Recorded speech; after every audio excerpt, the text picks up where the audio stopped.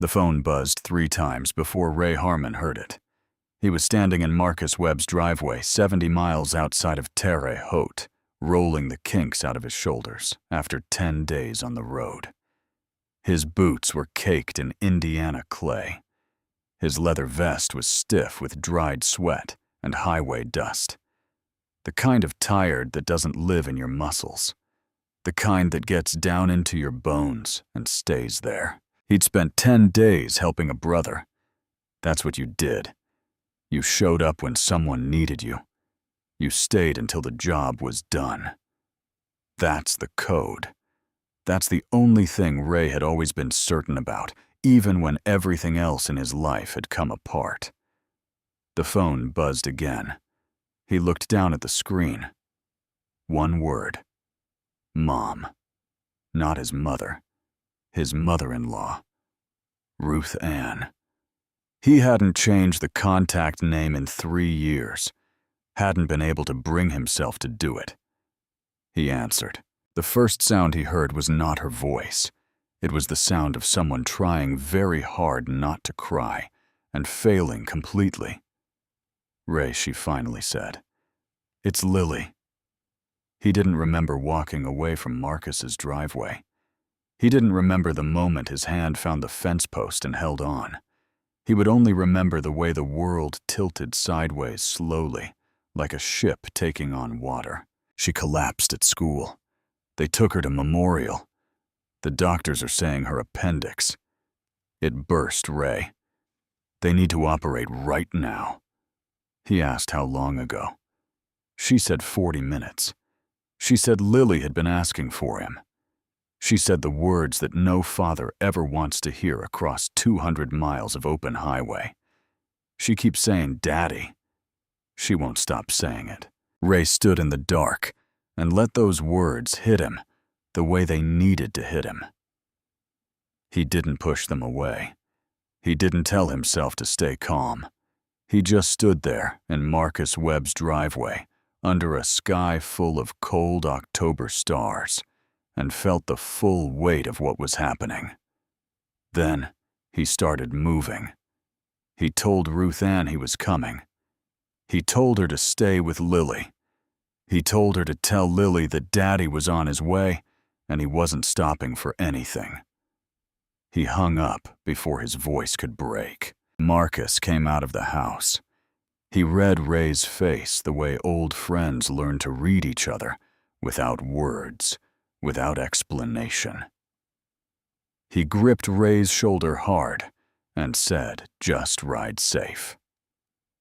Ray was already on the bike. The engine turned over and roared to life, and for the first time in 10 days, the sound of it didn't comfort him. It just meant motion. It just meant the gap between him and his daughter was finally starting to close. He twisted the throttle and tore out onto the highway. 200 miles. 4 hours minimum. That's what the math said. But Ray Harmon had stopped thinking in terms of what the math said the moment he heard Ruth Ann's voice crack on the other end of that line. He thought instead about the last time something like this had happened, about another highway, another night, another phone call he'd answered too late. He thought about Claire. 3 years ago, Ray had been on a club run out of Louisville. It was supposed to be a long weekend, nothing serious. Just brothers on the road, the way brothers sometimes needed to be. Claire had packed his bag for him. She'd stood in the doorway of their house and watched him load the bike, and she'd smiled that specific smile of hers, the one that said she understood the part of him she could never fully reach. He'd kissed her. He'd told her he'd be back Sunday. He didn't make it back Sunday. He made it back Monday morning, and by then, Claire was gone. She'd been driving back from her sister's house on Highway 9 when a man 3 times the legal limit crossed the center line and took everything from Ray Harmon in the space of 1 heartbeat. Lily had been home with a babysitter that night. She was 4 years old. She was asleep in her bed when the world changed. Ray had stood in the hospital hallway and looked at the chaplain's face and known before a single word was spoken. He'd stood there in his road clothes still smelling like 2 days of highway and exhaust, and he had understood with perfect and terrible clarity that he had been 200 miles away when the only person who had ever really known him needed him to be standing right beside her. He hadn't been there. That was the thing about grief that nobody warned you about. It wasn't just the loss. It was the specific shape of your failure, the precise angle at which you had let someone down. Ray had carried that angle inside him for 3 years, like a piece of broken glass that never stopped cutting. And now, on a dark Indiana highway, with the speedometer climbing past 90, he felt that glass shift in his chest all over again, because here he was, on a road, 200 miles from his daughter. Again. He pushed the bike harder. The highway stretched out ahead of him flat and dark and indifferent. Small towns came and went, like brief interruptions in the blackness. Gas stations, grain elevators, church steeples, catching the moonlight and letting it go. Ray didn't see any of it. He saw only the white line unspooling beneath his front tire and the distance that still remained between him and Lily. He had a photograph taped to his speedometer. He'd been carrying it for years. It was a picture of Lily at age 5, gap-toothed and wild-haired, holding up a drawing she'd made of Ray on his motorcycle. Crayon, blue and black, and a sunset behind him that she'd colored in orange because orange was his favorite. She'd written along the bottom in shaky 5-year-old letters, "My daddy is the best rider in the world." He glanced at it every time he looked down at his speed. "Hang on, baby girl. Daddy's coming." The miles ticked away. 70. 65th. 60. His phone mounted on the handlebars, lit up twice with messages he couldn't read at this speed. He pressed the voice button and heard his mother-in-law's voice. "She's still in surgery. The doctors haven't come out yet. Please hurry, Ray." He leaned forward over the tank and gave the engine everything it had. He had been riding for just over an hour when his body sent him the first serious warning. His hands had been shaking on the handlebars for the last 20 miles, not from cold, not from nerves alone, but from hunger. He'd eaten a gas station sandwich at noon, and nothing since. The kind of emptiness that starts as discomfort and becomes dangerous. His vision was beginning to blur at the edges just slightly, just enough to notice. He could not afford to pass out 90 miles from the hospital. The sign for Crowfield appeared in his headlight. "Population 3,200. Exit in 1 mile." He took the exit. Crowfield, Indiana looked the way most small Indiana towns look at that hour. Quiet in a way that wasn't peaceful, just empty. The main street had 3 stoplights and a hardware store and a barber shop with a hand-painted sign in the window. A bank. A pharmacy. A Baptist church with a reader board out front that said, "Prayer changes things." Ray didn't know if that was true. He'd prayed every night for 3 years, and Claire was still gone. He found the diner 2 blocks off the main drag. Mama's table. The neon sign in the window flickered orange and white. Through the glass, he could see maybe 15 people inside families. Mostly a couple of older men at the counter, a table of teenagers in the back corner. Normal people doing normal things on a Thursday night. He cut the engine. He sat on the bike for a moment and looked at himself in the small mirror mounted to the handlebars. 3 days of stubble. Eyes that had too much highway in them. The Hell's Angels patch on his vest front, and center the way it always was. The way it had been for 20 years. He had never once been ashamed of that patch. He pushed through the door. The bell above it chimed, and the room stopped. Not all at once. It happened the way a ripple moves across water. First, the nearest tables went quiet, then the ones behind them. Then the teenagers in the back corner put their phones down for the first time in probably hours. The older men at the counter turned on their stools. A woman near the window pulled her daughter closer without appearing to realize she was doing it. Ray stood in the doorway and met the silence head on. He had done this 1,000 times. Walked into a room and felt the temperature drop because of what he was wearing. You got used to it the way you got used to a lot of things. You learned how to stand in the middle of it and not flinch. He was looking for a booth in the corner when she came out of the kitchen. She was maybe 30 years old, with her hair pulled back tight and an apron that had seen a long shift.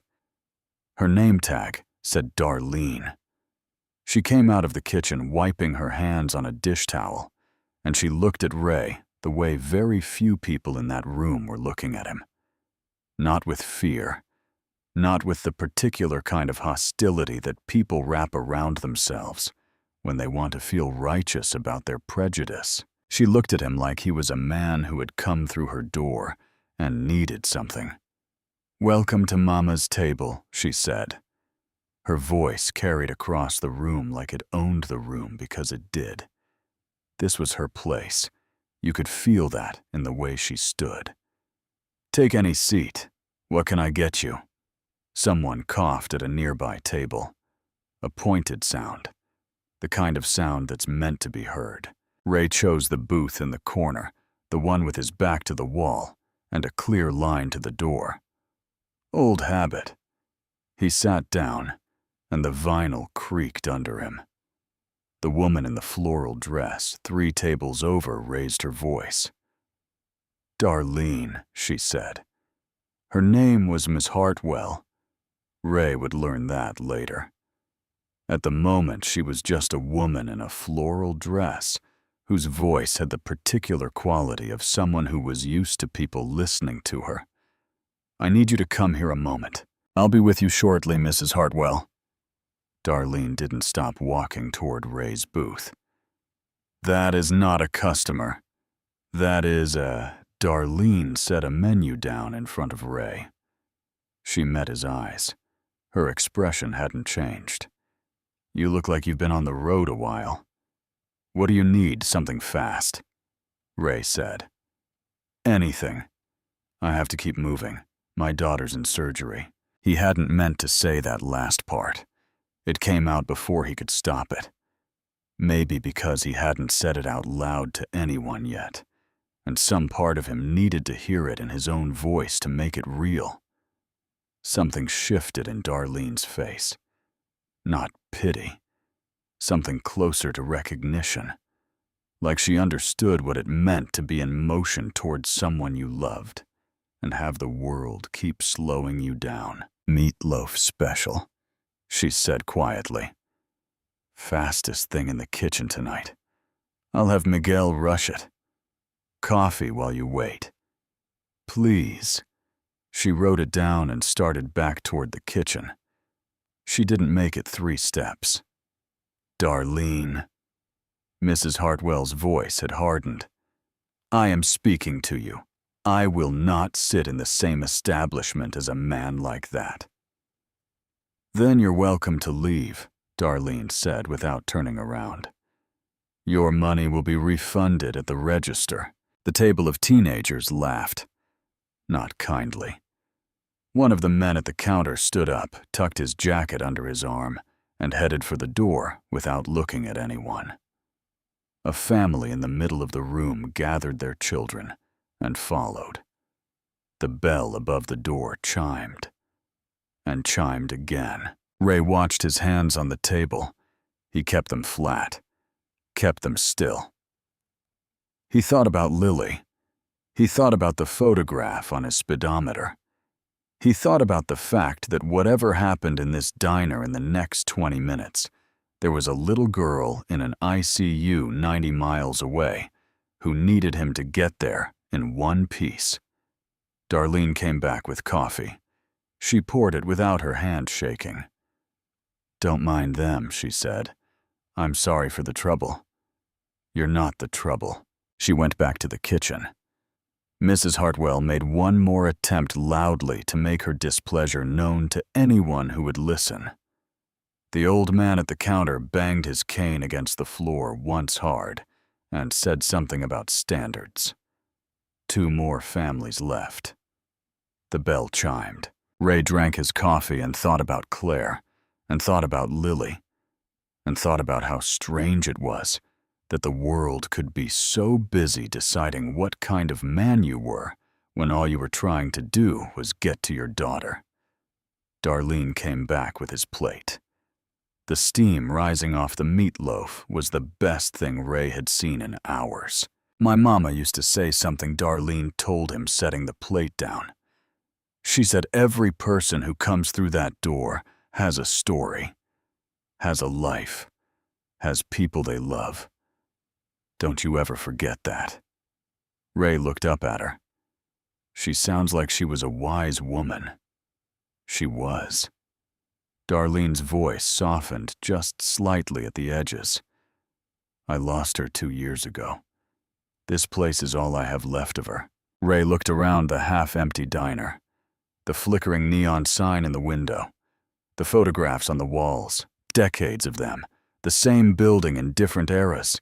Different faces, the same warmth underneath. "She'd be proud of you," he said. He meant it. Darlene looked at him for a moment longer than was necessary for a transaction between strangers. Then she nodded once and went to check on the remaining tables. Ray ate. He ate fast and with purpose, the way a man eats when food is fuel and nothing more. He was halfway through the plate when he heard footsteps behind him, fast and deliberate, and looked up to see Mrs. Hartwell coming back through the door, her purse clutched to her chest, her face flushed red above the collar of her floral dress. "My wallet?" she said. Her voice was shaking. "I got to my car and realized my wallet is missing. It was in my purse when I sat down. And now it isn't there. And you," she pointed at Ray. "You're the only one who could have taken it." Ray set down his fork. He kept his voice level. He kept his hands visible on the table. "I haven't moved from this booth since I sat down." She was nearly shouting now. "Tom, call the police. Someone call the police right now. He is a Hell's Angel." Her husband, a small, miserable-looking man, already had his phone out. Darlene came from the kitchen fast. She positioned herself between Mrs. Hartwell and Ray's booth. He has been sitting in plain sight since the moment he walked in. "I have been watching him. He did not take your wallet." "Of course you'd say that." Mrs. Hartwell's voice pitched higher. "You let him in here. You served him. Whatever happens in this place is on you." The door opened 4 minutes later. Not a regular deputy. The man who walked in was wearing the full uniform of the Crowfield County Sheriff's Department, complete with the silver star on his chest, and the careful blankness of a man who had decided something before he'd even stepped through the door. Sheriff Walt Pruitt. He was in his mid-50s, broad, the kind of broad that used to be muscle and had been slowly converting to something else for the last decade. He had pale eyes that moved across the room and found Ray immediately, and when they did something behind them, sharpened. Ray had seen that look before. It wasn't law enforcement. It was recognition of a different kind. Someone called about a theft, Pruitt said. His voice was unhurried. He had all the time in the world. Yes. Mrs. Hartwell stepped forward and told her story. She told it loudly and with many gestures in Ray's direction. Pruitt listened with the patience of a man who had already made up his mind. Then he walked to Ray's booth. "Sir, I'm going to need you to stand up and place your hands where I can see them." Ray stood slowly. He kept his movements deliberate and visible. He had done nothing wrong, and he knew it. And it didn't matter at all, because in this room with this man wearing that star, the facts were secondary to the story. People had already decided to tell about him. Pruitt patted him down. Thoroughly. Pockets emptied onto the table. Wallet, keys, phone. Changed the small roll of electrical tape he always carried, a crumpled receipt from a gas station in Louisville. $23 in cash. No wallet belonging to Mrs. Hartwell. Check his jacket, she insisted. Pruitt checked the jacket. Every pocket. Nothing. His motorcycle. He's probably all ready. Ma'am Pruitt said we can't search a man's vehicle without probable cause or consent. He's a Hell's Angel. Isn't that sufficient? It is not, Pruitt said, but his eyes stayed on Ray's for a moment too long. There was something communicating itself in that look, something that wasn't about the law at all. Mrs. Hartwell huffed and dug through her purse one more time. Her hand went under the front flap. Stopped. When she straightened up, she was holding a brown leather wallet. The room went silent. Darlene leaned against the counter with her arms folded. Mrs. Hartwell stared at the wallet in her hand. It was in a different compartment. I didn't realize. Pruitt turned to Ray. He took his time doing it. "You're free to go," he said finally. "Sorry for the inconvenience." The words came out perfectly flat. No embarrassment, no acknowledgement of what had just been put Ray through in front of a room full of people. Just the procedural language of a man who had performed a function and was moving on. Ray gathered his things from the table. His hands were steady. His jaw was set. He thought about Lily. He paid Darlene at the counter more than the meal cost, and she pushed half of it back across the counter without making a production of it. "Your daughter's going to be fine," she said quietly. "I can feel it. Now go." Ray went. He pushed out through the door and walked across the gravel parking lot toward his bike in the far corner, where he'd left it under the edge of the light. The October air was cold against his face. Above the town, the sky was enormous and completely indifferent to the specifics of one man's night. He saw the bike. He stopped. For a moment, he just stood there in the dark and looked at what had been done. The rear tire was flat, not a slow leak. Flat, completely flat, the rim sitting nearly on the gravel. He crouched down and found the valve stem. It had been deliberately loosened. He moved to the engine compartment. Spark plug wires pulled loose and neatly coiled to one side, as if someone wanted him to find them and understand that this was intentional. He checked the oil reservoir. Fine sand, or maybe dirt, poured in through the cap, which had been left slightly ajar. This was not vandalism. This was precise. This was someone who knew what they were doing. Someone who had looked at this motorcycle and understood exactly which 3 things to damage to ensure it would not start, and had done it quickly and quietly while Ray was occupied inside. While Sheriff Pruitt was taking his time, Ray stood up slowly in the dark parking lot. The rage moved through him like heat, starting in his chest and working outward to his hands, and he stood still inside it and let it pass, the way you let a wave pass, when you know the ocean has 10,000 more behind it, and there's no point in fighting the first one. Then he heard footsteps on the gravel behind him.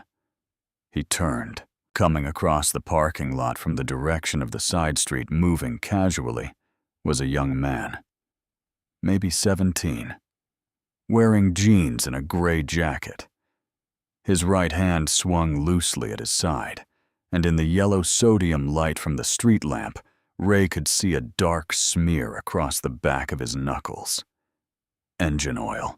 The young man saw Ray looking at him. He didn't stop walking. He didn't speed up.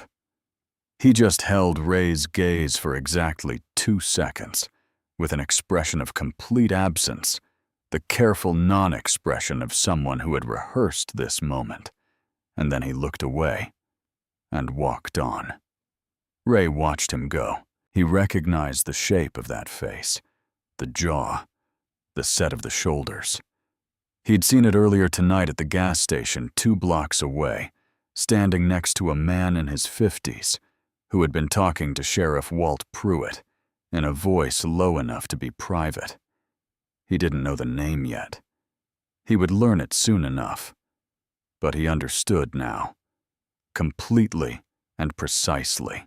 He had been set up from the moment he pulled into Crowfield.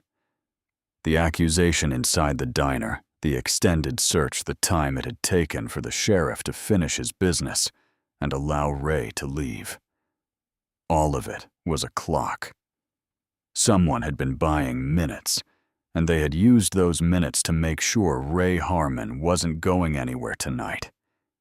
He stood in the parking lot with a dead motorcycle and 90 miles still between him and Lily, and he did the only thing available to him. He started pushing. 700 pounds of machine doesn't want to move.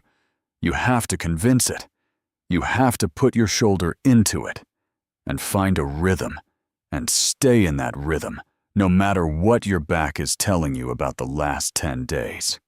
Ray pushed the bike out of the parking lot and onto the sidewalk and started moving down Main Street in the direction his phone's GPS told him to go. He found the first repair shop 4 blocks down, Greer's Auto and Cycle. The lights were still on in the garage bay.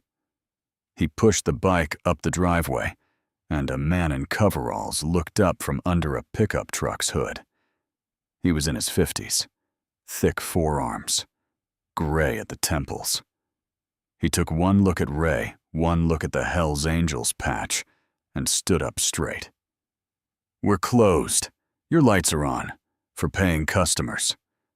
The man wiped his hands on a rag he didn't need to wipe.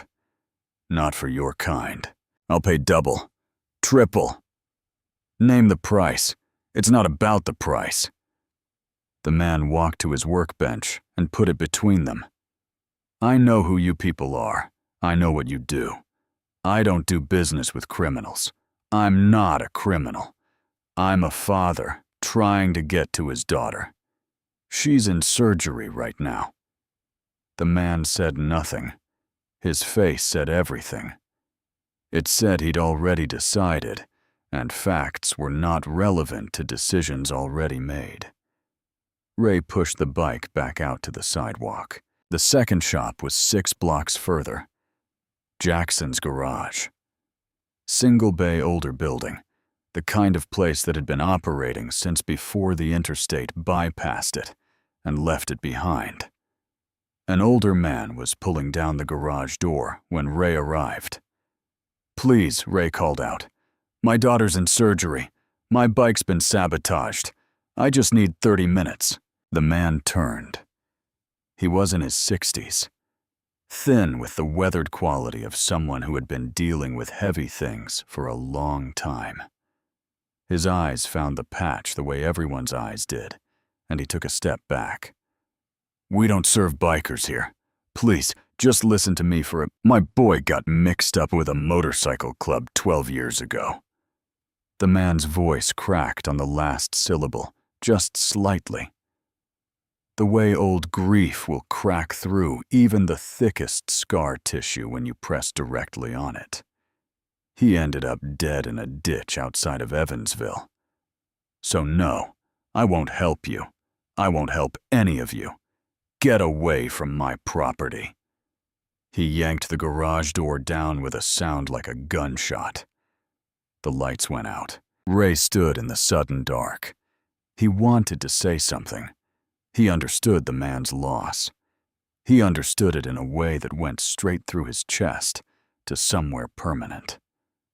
But there was nothing to say. There was only the push bar of the motorcycle in his hands, and the road ahead, and the distance still to cover. The third shop was Morgan's Repair, 4 blocks further at the edge of town. The chain-link gate was padlocked. A sign zip-tied to the fence read, "Hours Monday to Friday, 8 a.m. to 5 p.m. Ray rattled the gate. He called out. He stood in the silence that answered him, and breathed. His phone lit up. A message from Ruth Ann. "She's still in surgery. The doctors haven't said anything yet." "Where are you?" He typed back with shaking thumbs. "Bike trouble. Coming as fast as I can." He sat down with his back against the chain-link fence, the dead motorcycle leaning beside him. And for a moment, just a moment, he let himself understand the full weight of what was happening. Not the rage, not the logistics, just the weight. He was 90 miles from Lily. His bike was dead. 3 mechanics had refused him. And whatever was happening in that operating room was happening without him. Just like Claire's last moments had happened without him. He had been on the road then, too. He had been somewhere else then, too. He sat in the dark and felt that broken glass feeling move through him again, slower this time, more thorough. He thought about what it meant to keep failing the people you loved in the same specific way. He thought about the pattern of it. The road always between him and the people who needed him most. He was still sitting there when he noticed the light.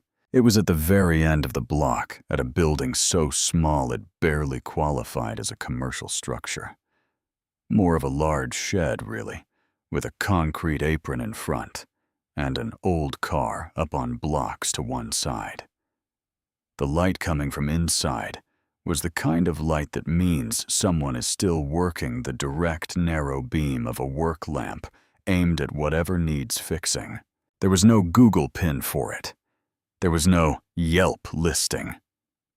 There was a hand-painted wooden sign mounted above the door on 2 eye hooks, and in the orange glow of the nearest streetlight, Ray could just make out the words. Foster's Garage. He grabbed the handlebars and pushed. He pushed the last 100 yards through a body that had given him every warning it had, and was now simply working on something below.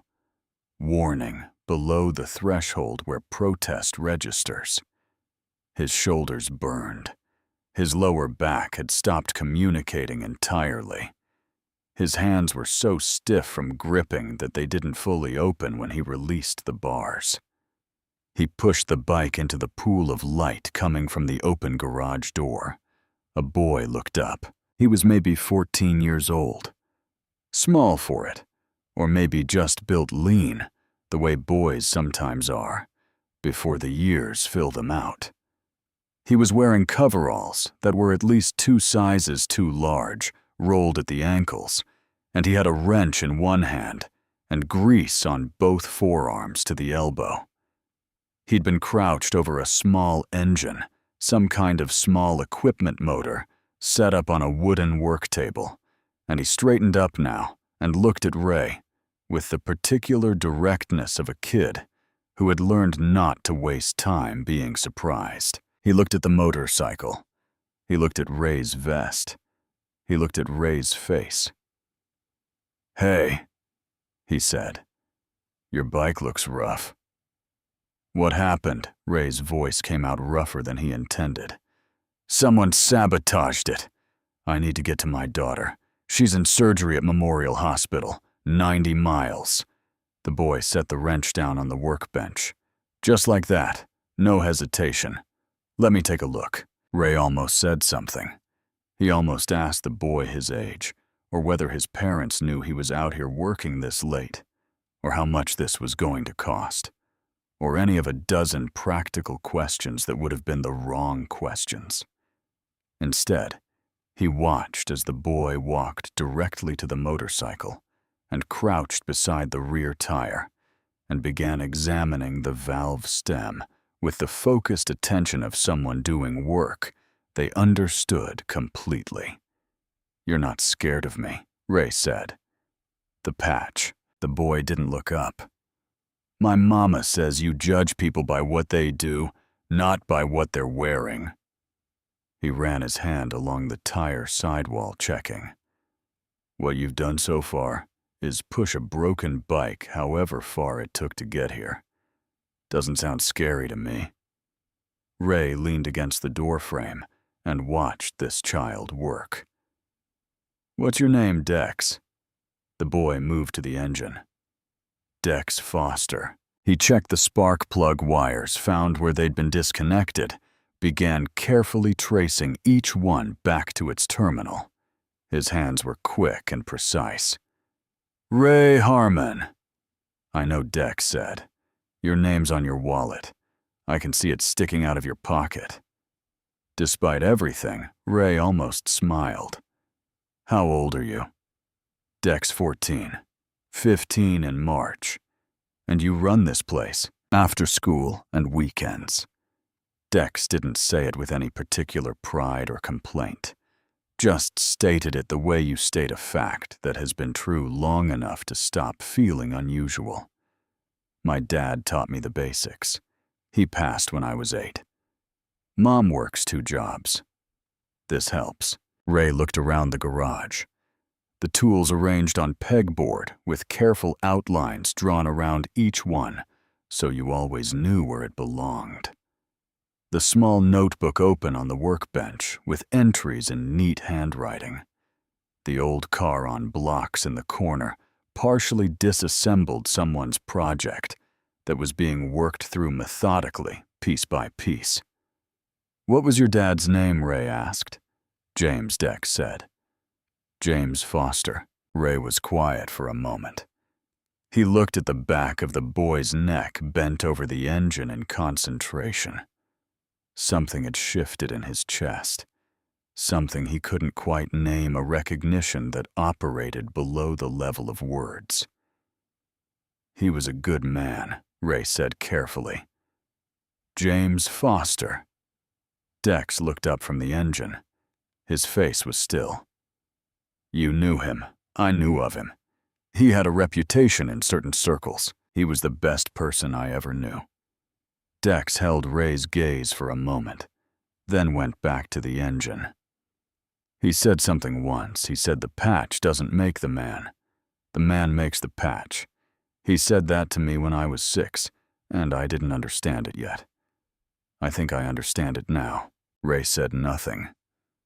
He stayed in the doorway and let this 14-year-old kid, who had his father's face, and apparently his father's code work on his motorcycle in the middle of a Thursday night, and he felt the glass in his chest rearrange itself into something that cut differently than it had before. His phone lit up again. Still in surgery. She's stable right now. Doctor says it's serious, but she's fighting. Please hurry. Ray looked at the message for a long time. She fighting, he said, almost to himself. Dex didn't look up. Then she'll make it. Fighters make it. He said it with a certainty that had nothing to do with naivety. It was the certainty of a kid who had watched his mother work 2 jobs for 6 years and had set up a garage operation at age 8 with a set of tools his father left him, and had decided somewhere along the way that the facts of a situation were less relevant than what you did inside them. "I can fix this," X said. 30-40 minutes. The tire I can patch. The oil reservoir I'll flush and replace what I can from my own stock. The plug wires are just a reconnection.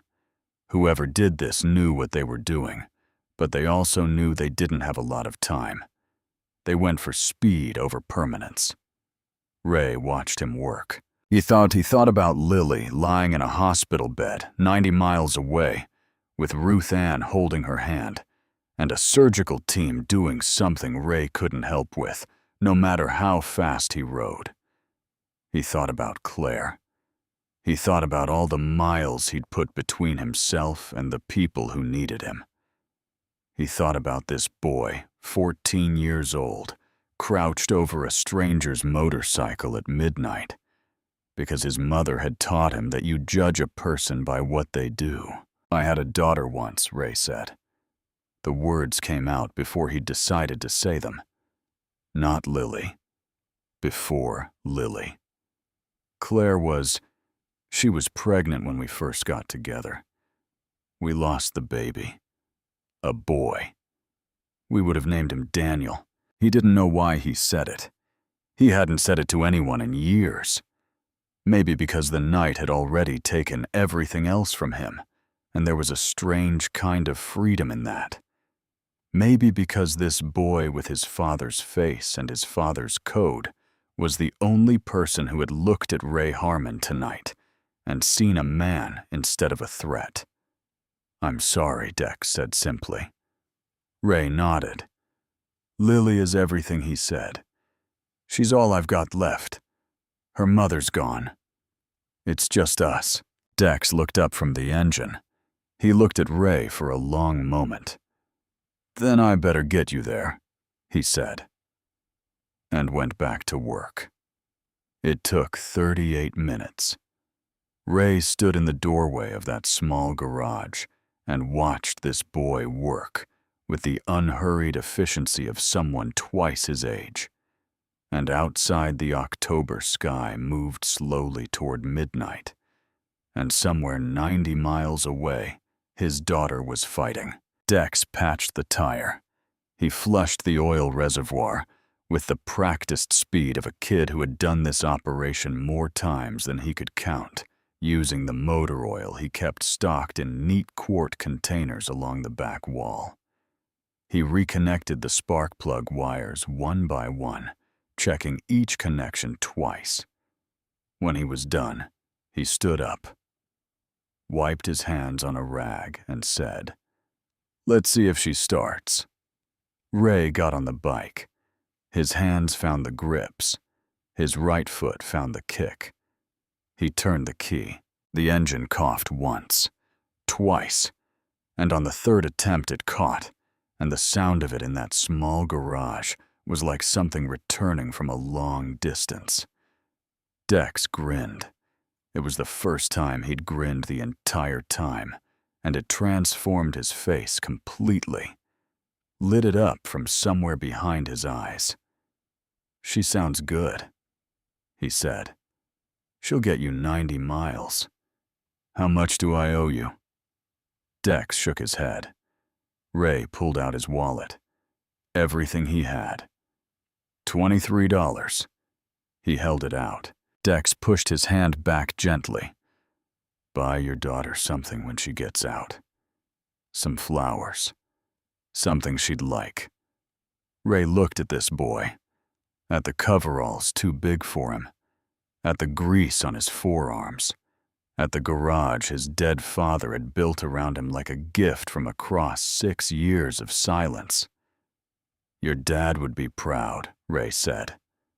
Dex looked at the floor for a moment, then back up. "I hope so." He paused.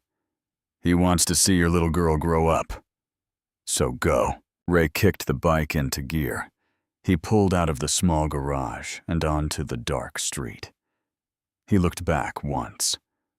Dex was standing in the doorway in his 2 big coveralls, one hand raised. Ray raised his hand back. Then he twisted the throttle and the engine roared, and Crowfield, Indiana began to fall away behind him. The speedometer climbed. 70, 80, 90. The photograph of Lily was still taped to the dash, slightly wind-curled at one corner, but still there, still holding. Her gap-toothed smile in crayon blue and orange. My daddy is the best rider in the world. Daddy's coming, baby girl. Ray leaned over the tank and gave the engine everything it had left. 90 miles. The white line pulled him forward. The cold October air hit his face like a hand pressing him back, and he leaned into it. He thought about Frank Greer's son and his oil-stained hands. He thought about Sheriff Pruitt's careful, unhurried eyes. He thought about Darlene Webb standing her ground in that diner while the room emptied around her. He thought about Dex Foster, 14 years old, and James Foster's son fixing a stranger's motorcycle at midnight for nothing but the principle of the thing. He thought about all of it, and he rode. 90 miles. The clock on his phone said 11:47 p.m. He had people to get back to. Memorial Hospital appeared on the horizon the way salvation sometimes does. Not all at once. First, just a glow against the black sky, the particular kind of light that never fully turns off, because the work inside it never fully stops. Then the blue H signs appearing at intervals along the off-ramp, each one a little larger than the last, pulling him forward like a current. Ray took the exit at 1:14 in the morning. He had pushed the bike past 100 for most of the last 40 miles. His eyes were raw from the wind. His hands had gone partially numb around the grips, somewhere around the 60-mile mark, and hadn't fully come back. He didn't notice any of it. He was operating on something below the level of physical sensation, now some older and more fundamental system that had taken over when everything else had been spent. He pulled into the hospital parking lot and cut the engine. The silence hit him like a wall. He sat on the bike for 3 seconds, maybe 4. Then he swung off and ran, through the automatic doors, past the reception desk where a woman in scrubs called something after him, into the elevator, jabbing the button for the 4th floor, with his thumb standing in the mirrored box, while it rose with agonizing patience, watching his own face in the polished metal. The road-wrecked face of a man who had been several versions of himself tonight, and wasn't entirely sure which one was going to walk through that ICU door. 4th floor. The doors opened. A nurse's station directly ahead. A long corridor lined with closed doors, each one holding something critical. The smell of antiseptic and recycled air, and the particular hush of a place where noise feels like a violation. A nurse at the station looked up. Before she could speak, Ray said the name. Lily Harmon. My daughter. She just came out of surgery. The nurse's face shifted. Something in it released. She stood up. Follow me, she said. She walked him down the corridor and stopped outside room 412. She turned to face him before she opened the door. She told him what the doctor had told Ruth Ann, that the surgery had gone longer than expected, that the infection had spread further than the initial imaging suggested, that they had removed the appendix and a portion of compromised intestine, that Lily was stable now, sedated on IV antibiotics, and that the next 24 hours would tell them most of what they needed to know. But she's alive, Ray said. She's alive, the nurse confirmed. She's a fighter, Mr. Harmon. And she kept asking for you, even under sedation. Ray put his hand flat against the door. He pushed it open. The room was small and very quiet. The machines around the bed registered Lily's presence in green and amber numbers, her heart rate and oxygen and blood pressure all being translated into data by devices that didn't know what they were measuring. Didn't know that what they were measuring was everything. The IV stand held 3 bags. There were tubes. There were wires. And in the center of all of it, in a hospital bed that was too large for her, by a factor that made his chest seize, was Lily. She looked so small. Ray had known she was small. He knew her exact height and weight the way fathers know these things, from doctor's visits and doorframe measurements, and the specific way she fit against his shoulder when he carried her. But knowing a thing and seeing it are different operations. Seeing her in that bed, with all of that equipment arranged around her to keep her in the world. He understood small in a new and permanent way. Ruth Ann was in the chair beside the bed holding Lily's hand. She looked up when Ray came in, and her face did something complicated, relief and exhaustion, and 3 years of accumulated grief, all moving across it at once. She stood up slowly, and Ray crossed the room in 3 steps, and they stood together beside the bed without saying anything for a long moment. Then Ruth Ann put her arms around him and held on. He let her. He stood in the middle of that small room with his road-filthy jacket and his highway-worn hands, and let his mother-in-law hold him the way she used to hold Claire, and he felt something in him that had been rigid for a very long time begin to give slightly at the edges. "I'm sorry," he said into her shoulder. "I'm sorry I wasn't here sooner. You're here now. That's what matters." He pulled back and looked at Lily's face. Even sedated, even pale, even with the tube taped at the corner of her mouth, she looked like herself in all the ways that counted. The slight upturn at the end of her nose, the way her dark hair fell across the pillow, the same way Claire's used to.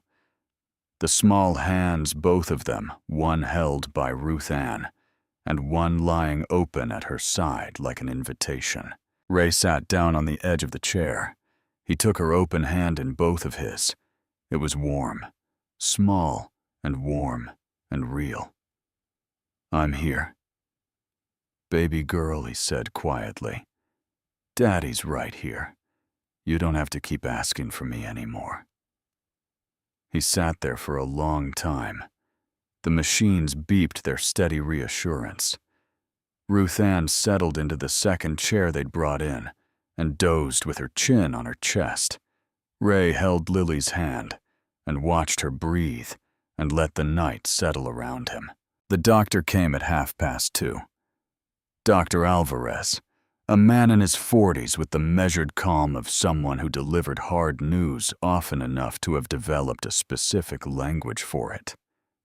He went through the details again more thoroughly this time with Ray. The extent of the infection, the tissue they'd had to remove, the recovery timeline, which he described as weeks, not days, and the need for careful monitoring over the next 24 hours. Ray asked the question he'd been carrying since Louisville. If I'd gotten here 2 hours later, Dr. Alvarez held his gaze. He didn't soften it.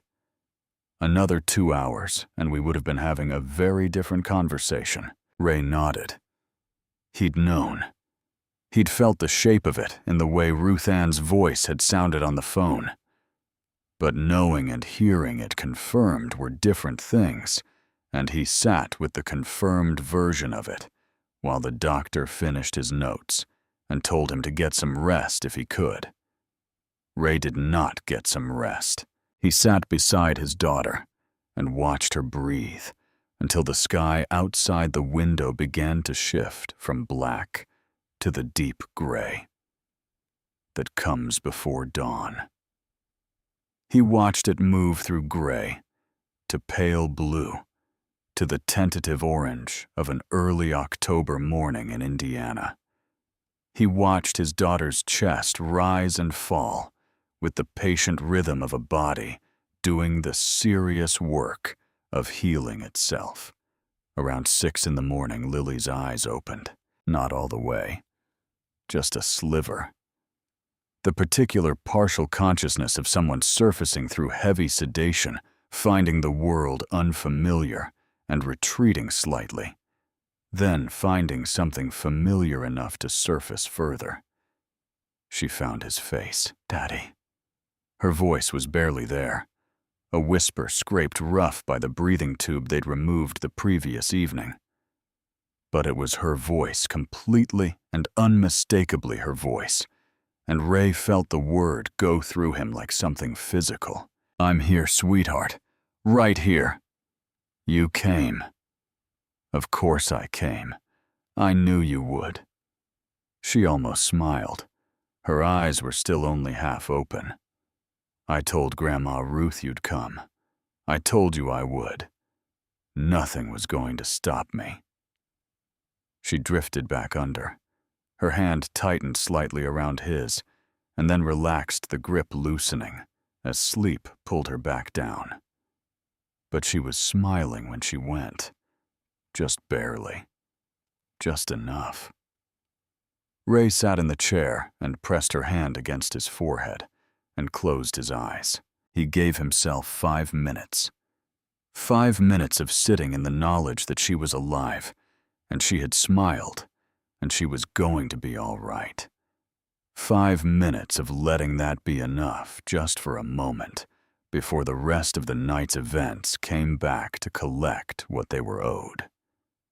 He thought about Darlene Webb, who had sent half of his money back across the counter and told him to go be with his daughter. He thought about Dex Foster, 14 years old, with grease on his forearms, who had fixed his motorcycle at midnight and refused to take a single dollar for it.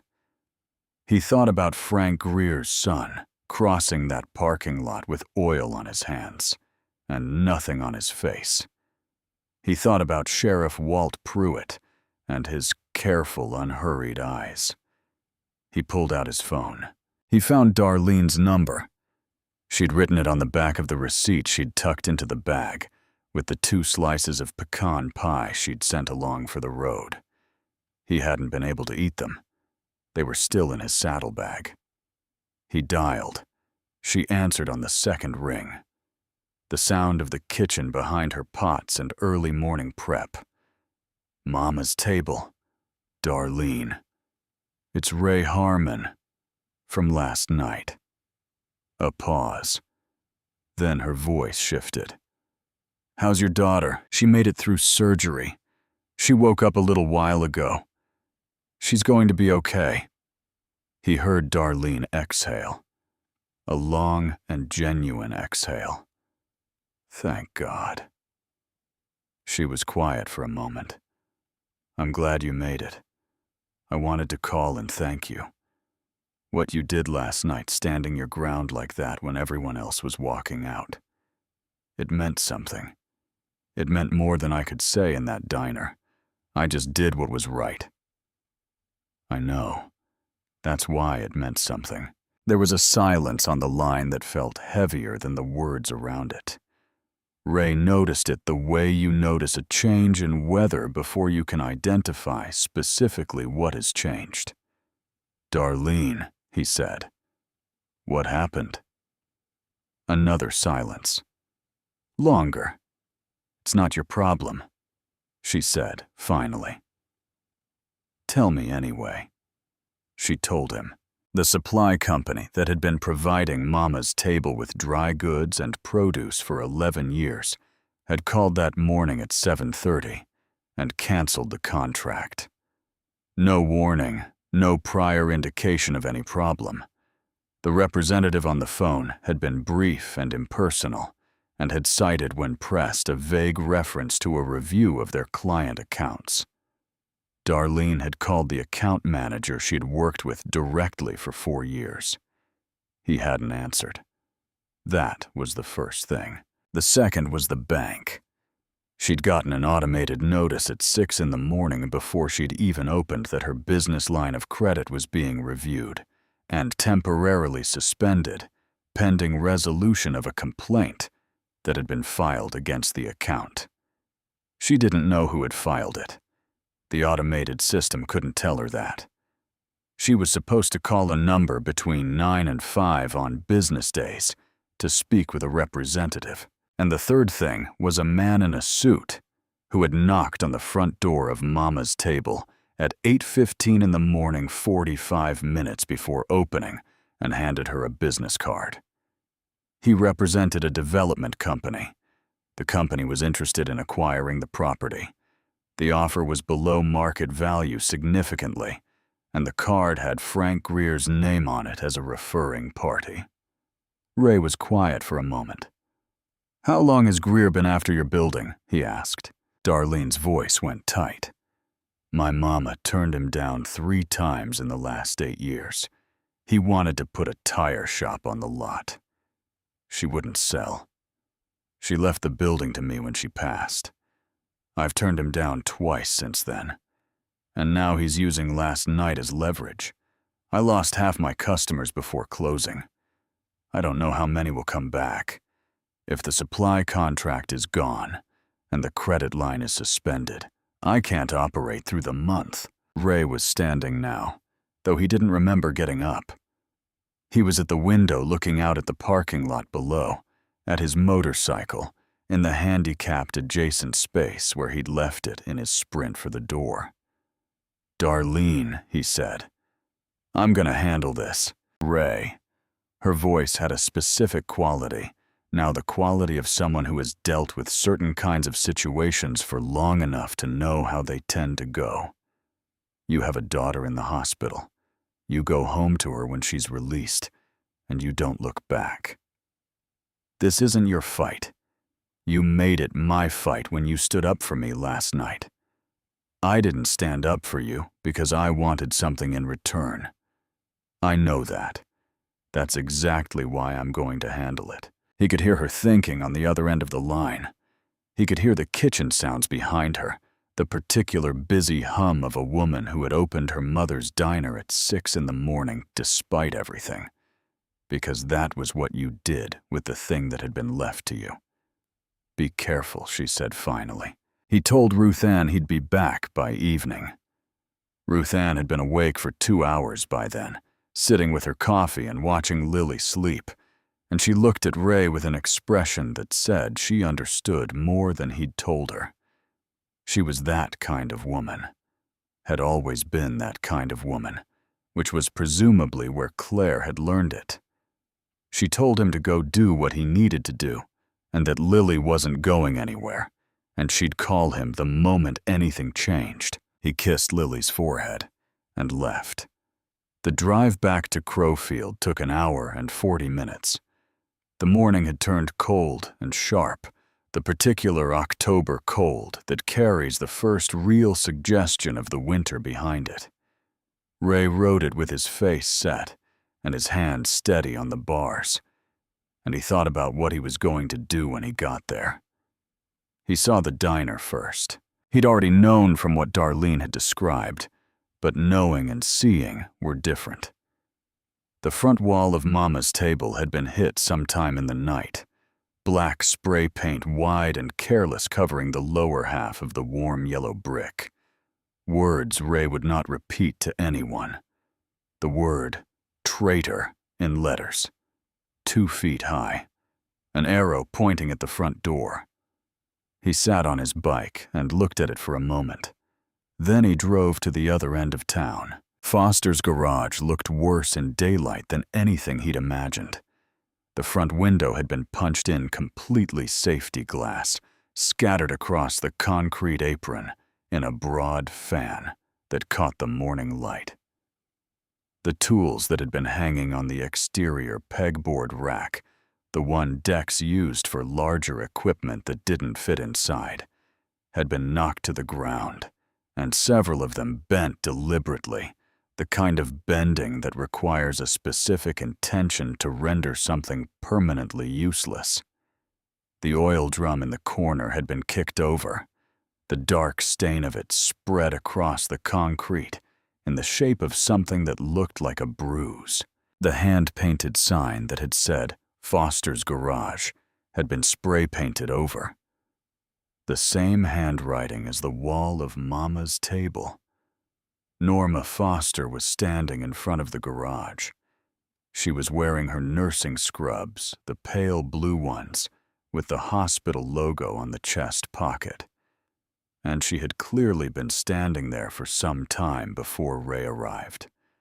Because she had the particular stillness of a woman who has gotten past the initial shock and arrived somewhere harder and quieter.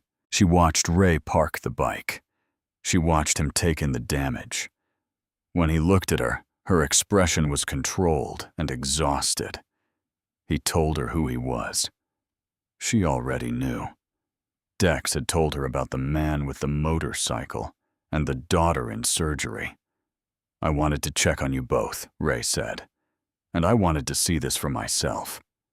Norma looked at the garage. Her hands were folded in front of her, in the way of someone who is keeping them folded to prevent them from doing something else. "Dex is at school. I told him to go. I didn't want him here when I came home and saw this. Did you call the police?" She looked at him with the flat patience of a woman who had learned exactly how certain questions land. "Sheriff Pruitt sent a deputy," she said. "He took some photographs and wrote things in a notebook and said he'd file a report, and that these situations were often difficult to resolve without witnesses or direct evidence. Then he left." Ray looked at the bent tools on the ground, at the smashed window, at a 14-year-old kid's inheritance deliberately destroyed. "How much to replace the window?" he asked. She named a figure. It wasn't a large figure in the abstract. It was a very large figure for a woman working 2 nursing shifts to keep a household operational. "I'll cover it," Ray said. She started to refuse. He raised his hand gently. "James Foster helped build what I'm part of," he said. "He didn't say it for the club's sake. He said it because it's the right thing to do. His kid fixed my bike last night and wouldn't take $1. The least I can do is make sure he still has a garage to work in." Norma looked at him for a long moment. Something moved behind her eyes that she didn't let reach her face. "He talks about that man all the time," she said. "James. He's got his tools. He's got his notebooks. He watches the same videos James used to watch about engine restoration." She paused. "He's going to be okay, isn't he?" "Dex, whoever did this, they're not going to come back." "No," Ray said. "They're not going to come back." He said it the way you say something when you intend to make it true. He left Norma Foster standing in front of her late husband's garage and drove 2 blocks to the commercial district. He found Greer's auto and cycle. It looked different in daylight. Larger than it had seemed the previous night, with 2 full service bays and a small retail showroom visible through the plate glass. A sign in the window advertised tire installation and state inspections. Ray parked across the street. He sat on the bike and watched the shop for a few minutes. Frank Greer's truck was in the lot. A newer model, well-maintained, the kind of vehicle that announces a certain comfort with where its owner has positioned himself in life. Ray thought about going in. He thought about standing across a counter from the man who had coordinated the sabotage of his motorcycle, who had sent his own son out to do it, while Walt Pruitt ran interference inside the diner, and saying whatever needed to be said directly and without intermediary. He was still thinking about this when the door of the shop opened and Frank Greer came. He was in his mid-50s, heavy-set in the way of a man who had been physically capable at some earlier point, and was running on the residual confidence of that. He was wearing a collared shirt with his shop logo on the breast pocket. He walked to his truck, opened the door, and then noticed Ray across the street. They looked at each other. Greer's face went through a fast sequence of expressions. Surprise was first, then a carefully constructed blankness. Then, very briefly, something that might have been calculation. Ray got off the bike. He crossed the street at a normal pace. He put his hands in his jacket pockets not because he was cold, but because he wanted them somewhere visible and unthreatening. He stopped about 10 feet from Greer and looked at him. "My bike got fixed," he said. "Made it to the hospital in time. My daughter's going to be okay." Greer said nothing. "I wanted you to know that," Ray said. "Whoever thought they were going to slow me down last night didn't manage it. I wanted to make sure that was clear." "I don't know what you're talking about," Greer said. His voice was steady. "Practiced. Your boy needs to wash his hands better," he said. "Engine oil has a way of staying in the knuckle creases." Something moved behind Greer's eyes. A brief reassessment. "I think you should leave Crowfield," he said, "before something else goes wrong." Ray looked at him for a long moment. He catalogued the man. The way he was standing slightly turned toward the open truck door, not quite blocking, but positioned for quick access to the cab. The way his chin was slightly elevated. The way his voice had settled into a cadence that was meant to sound like a warning, but was actually structured more like fear hiding behind aggression. "I'll be leaving soon enough," Ray said, "but not before some things get addressed." He turned and walked back across the street.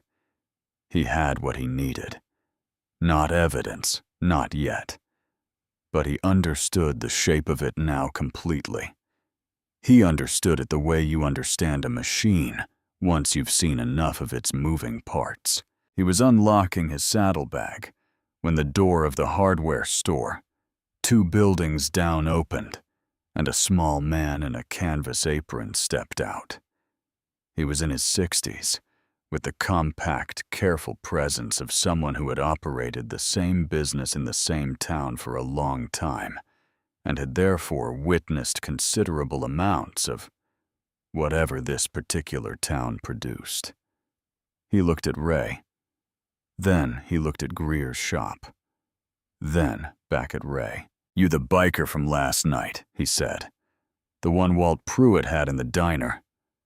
"That's me." The man in the apron looked up and down the street.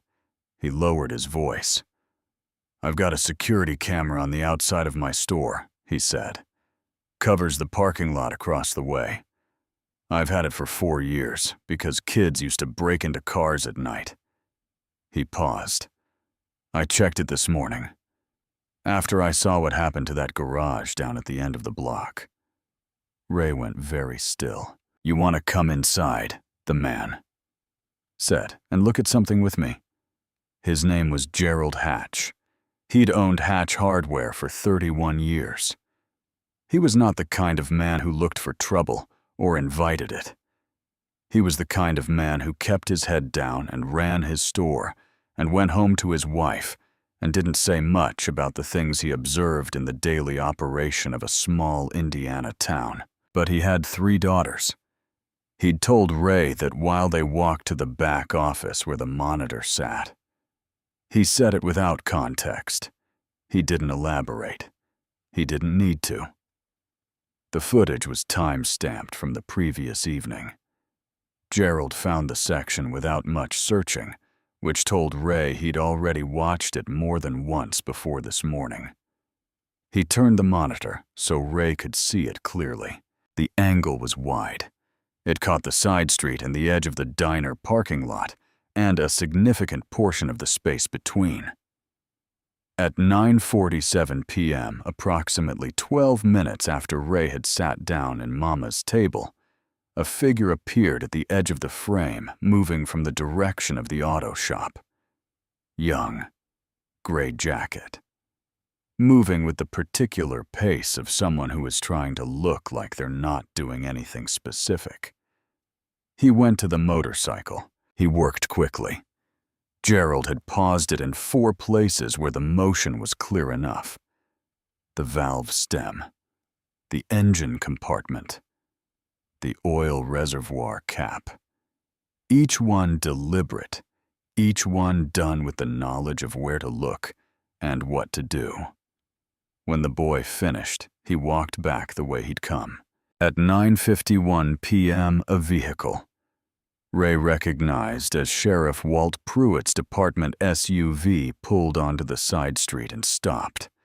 The window came down. The boy in the gray jacket stood beside it for approximately 30 seconds. Then the window went up, and the SUV pulled away. Gerald stopped the footage. "I can make you a copy," he said, "on a thumb drive." Ray looked at the frozen screen. "Gerald," he said, "I need to ask you something. When I'm done with what I'm going to do with this, are you going to be all right in this town?" Gerald thought about it for a moment. He looked at the monitor. "My store's been here for 31 years, he said. "Walt Pruitt hasn't, and Frank Greer hasn't, and I've got 3 daughters, and I'll be damned if I want them growing up in a town where a man gets his vehicle destroyed for wanting to eat dinner while he's on his way to his sick kid." He made the copy. Ray sat in his truck in the parking lot behind Hatch Hardware and looked at the thumb drive in his palm. He thought about his next move with the same deliberate care with which he thought about most things that mattered. Not rushing, not letting the anger drive, letting the facts arrange themselves in the order that would do the most good. He called Boone. Boone was the vice president of the chapter. He'd been riding with Ray for 18 years. His voice on the phone was the specific calm of a man who has been on the other end of serious calls before and knows how to listen to what's underneath the words. Ray told him everything. He went through it in order. He didn't editorialize. He stated the facts the way he'd learned to state them, when the facts were enough on their own. When he was done, Boone was quiet for a moment. Then he said, "What do you need?" Ray thought about Darlene Webb standing her ground while the room emptied. He thought about Gerald Hatch making a thumb drive copy of footage that could make things very complicated for men who had spent years making things complicated for other people. He thought about Norma Foster in her nursing scrubs, standing in front of her late husband's broken garage. "I need Grady Wills," Ray said, "if he's available." Another pause. "Grady's in Memphis. He can be in Crowfield by morning." Grady Wills had ridden with the chapter for 11 years. Before that, he had been a private investigator with a license in 3 states, including Indiana, working mostly civil cases. Insurance fraud, asset location. The kind of careful, document-intensive work that required patience and precision and a systematic understanding of how money and power moved through institutional channels. He'd retired from the PI business 6 years ago, but he hadn't retired from understanding how things worked. That was not the kind of knowledge you retired from. "Send him," Ray said. Then there was a silence on the line that Boone let Ray fill, if he wanted to fill it. "There's something else," Ray said. He said the name. James Foster. Colorado chapter. Left the club around 2009 when his wife had a baby. Passed away around 2015. Boone was quiet for a moment that was longer than the previous ones. Jimmy Foster, Boone said. "Yeah, I knew Jimmy. Good man. Mechanic. Could fix anything with an engine in it. Didn't matter what it was, or how far gone." He paused. Why are you asking about Jimmy Foster? Ray looked out the windshield at the October sky above Crowfield, Indiana. The particular blue of it thin and cold, and very clear. Because his son fixed my motorcycle last night at midnight and wouldn't take $1 for it. And some people in this town just destroyed his garage. The silence on Boone's end was the kind of silence that has a temperature. Jimmy's boy, Boone said. He said it quietly, the way you say something when you need a moment to understand what you're feeling about it. His name is Dex, Ray said. He's 14 years old. He's got his father's hands, and apparently his father's sense of right and wrong.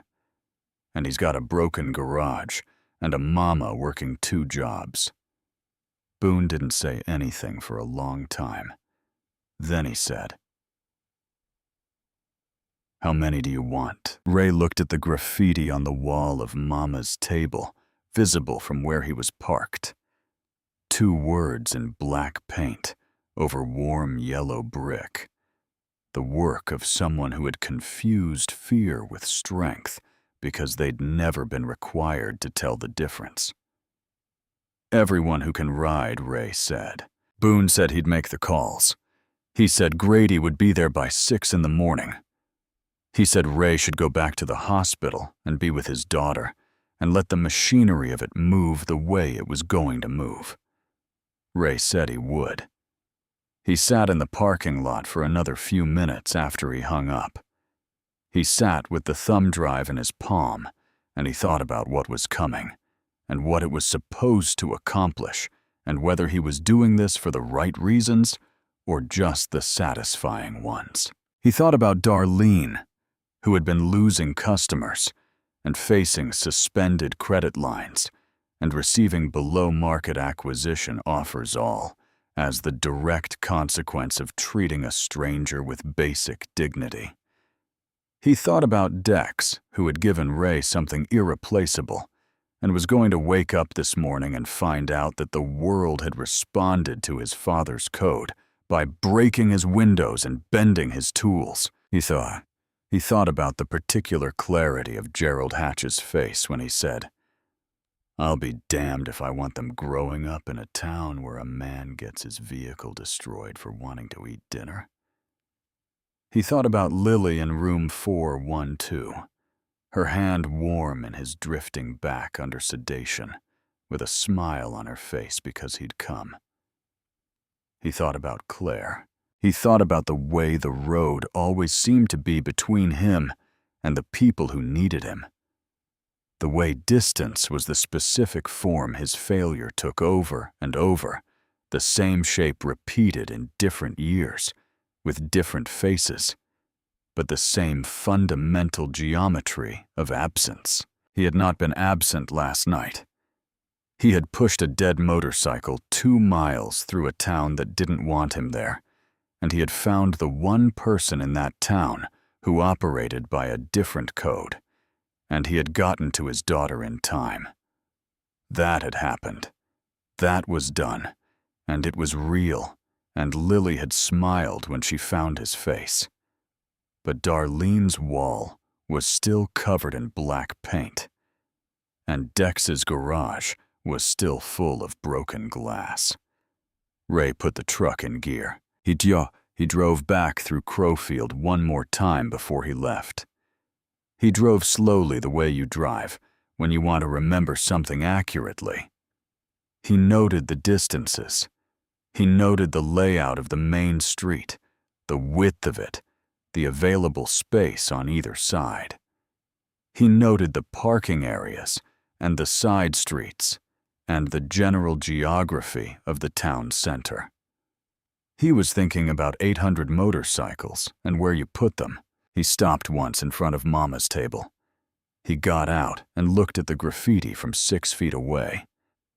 The paint was flat and cheap, the kind you buy at a hardware store, and it had been applied in a hurry by someone who was trying to make a statement with size rather than precision. The brick underneath was good brick, original construction, solid, and porous enough that with the right preparation, it would take paint the way good brick takes paint. He took 3 photographs.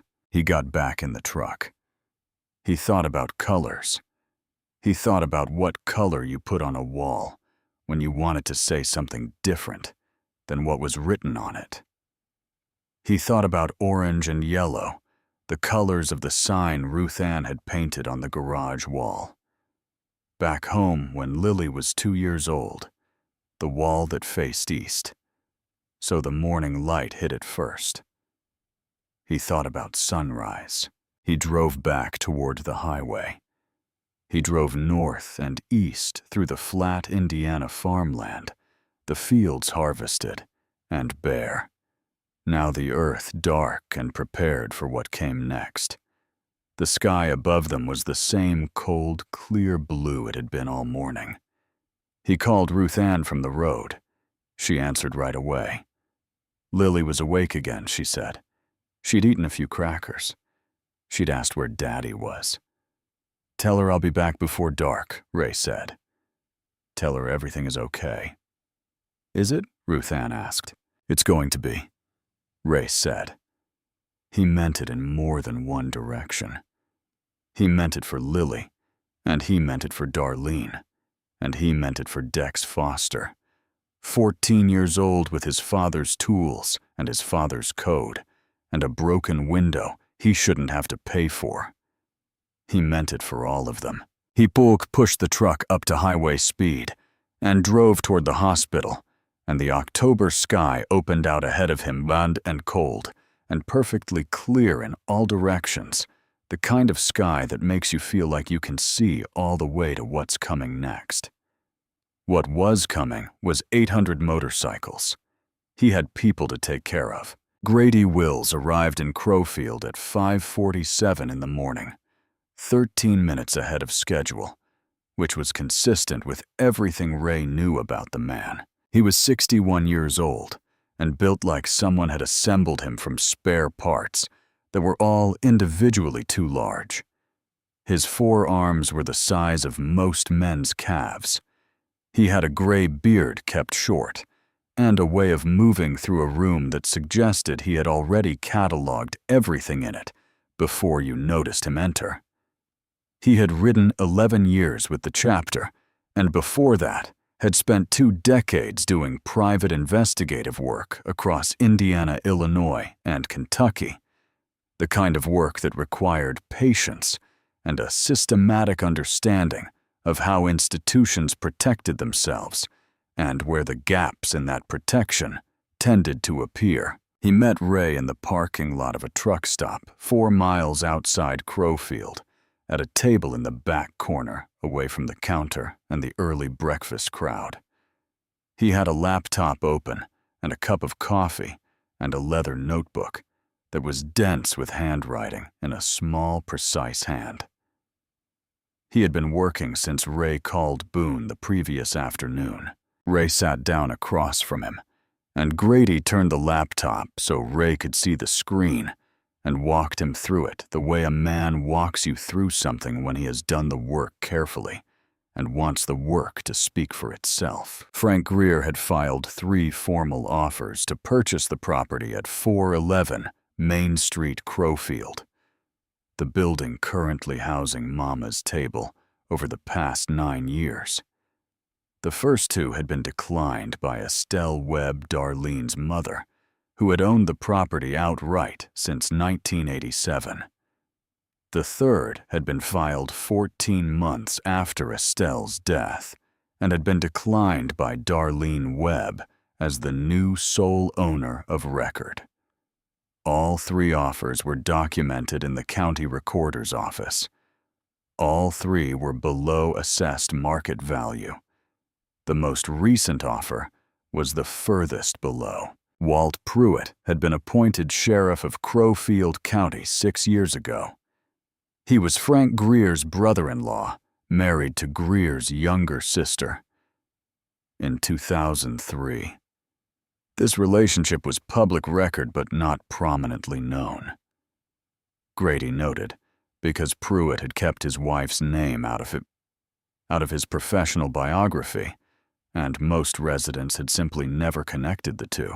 The deputy who had responded to the call about Foster's garage had filed a report. Grady had obtained a copy through channels he declined to specify. The report described the damage as consistent with juvenile vandalism and noted no suspects identified and investigation ongoing. It had been filed at 11:14 the previous morning. By 2 p.m. the same day, it had been administratively flagged for low-priority follow-up, which in practical terms meant it would not be actively worked. The flag had been entered by Sheriff Pruitt personally. And then there was the footage from Gerald Hatch's camera, which Ray had transferred to Grady the previous evening, and which Grady had spent several hours with cross-referencing the timestamp against the official log of Pruitt's department vehicle movements, which were tracked by GPS as required by county policy. At 9:51 p.m. on the night in question, Pruitt's department vehicle had been logged as stationary on the side street adjacent to the Mama's Table parking lot for 31 seconds. This matched the footage precisely. Grady closed the notebook and looked at Ray. "It's not a criminal case yet," he said. "Not until the DA decides it is. But it's enough for a civil filing, and it's enough to make a significant amount of noise at the county level about the conduct of the sheriff's office. It's enough to get the state police interested, which means Pruitt loses control of any investigation. And it's enough to give Darlene Webb grounds to challenge the business interference through her bank and her suppliers, because we can document that the parties applying pressure have a direct financial interest in her property and a documented relationship with the law enforcement officer who failed to investigate the vandalism against her business." Ray looked at the documents on the screen. He looked at the neat columns of dates and figures and institutional references that Grady had assembled in less than 24 hours from his kitchen table in Memphis. "Can we file today?" Ray asked. Grady picked up his coffee. "I already did. Filed at 6 this morning when the county court opened. Trespass property destruction, civil harassment, interference with business operations, and a formal complaint against the Crowfield County Sheriff's Office for failure to investigate and potential conflict of interest." He paused. "I also sent copies to the Indiana State Police, the State Attorney General's office, and the Regional FBI Field Office in Indianapolis." Ray looked at him. "The FBI," he said. "When you have a sheriff actively coordinating with a private citizen to facilitate property crimes and suppress investigation of those crimes," Reddy said evenly, "you have the potential for federal civil rights violations. I'm not saying it rises to that level. I'm saying that when the FBI receives a complaint, the local sheriff finds out about it quickly, and the local sheriff's behavior tends to change in proportion to his awareness of federal interest." Ray sat with that for a moment. "Frank Greer is going to know about this by noon," Grady continued. "His attorney will call him. He will understand that the situation has changed considerably since yesterday morning, when he thought he was pressuring a woman into selling a building. He will likely spend the rest of the day exploring his options.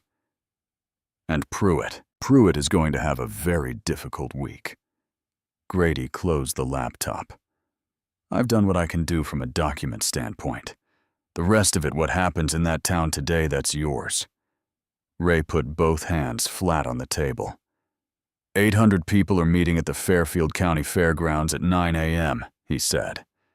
"We'll be in Crowfield by 10. Grady nodded slowly. "One more thing," Ray said. "The window at Foster's garage. I told Norma Foster I'd cover it. I want it replaced today before we get there, so Dex doesn't spend another night with a broken window in his father's garage. Grady wrote something in the notebook. I'll make a call. He paused. James Foster's boy. You knew James. Everybody in the Midwest chapters knew James. Grady's voice had gone quieter. He was the kind of man who showed up when you called him. Showed up and did what needed doing, and didn't require recognition for it. He looked at the notepad. That boy is going to be all right. Ray stood up. He drove to the fairgrounds. The parking lots were already filling when he arrived. They had been filling since before dawn, bikers coming in from Louisville and Indianapolis and Cincinnati and Chicago and Columbus and from smaller towns scattered across 4 states, converging on this flat piece of Indiana farmland in response to calls that had gone out through the chapter network over the previous 18 hours.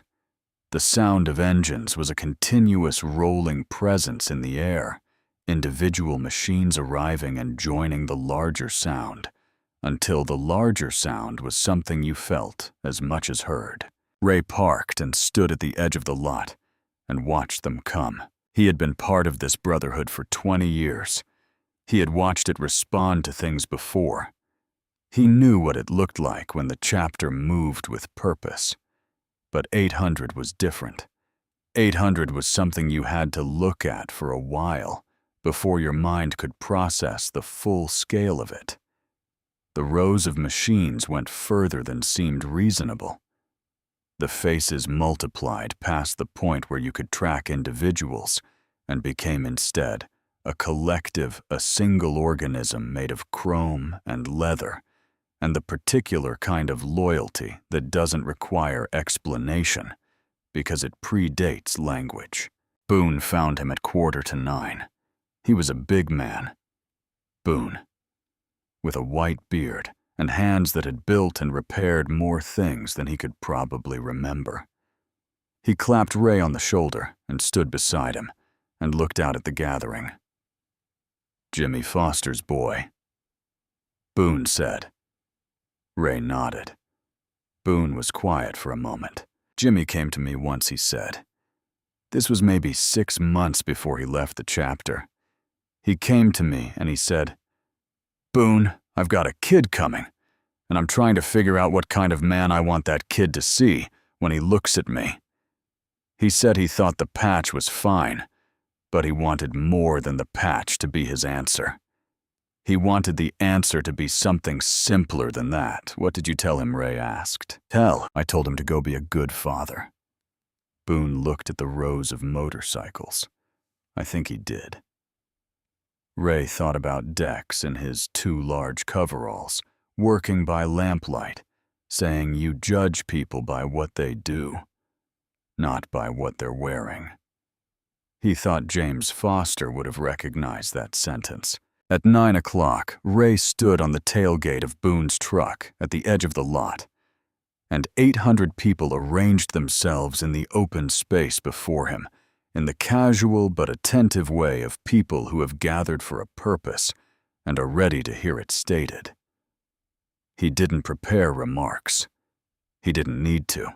He told them about a woman who ran her mother's diner in a small Indiana town, and had served him a meal when no one else in that town would, and had done it without calculation, and was now facing the coordinated destruction of everything her mother had left her.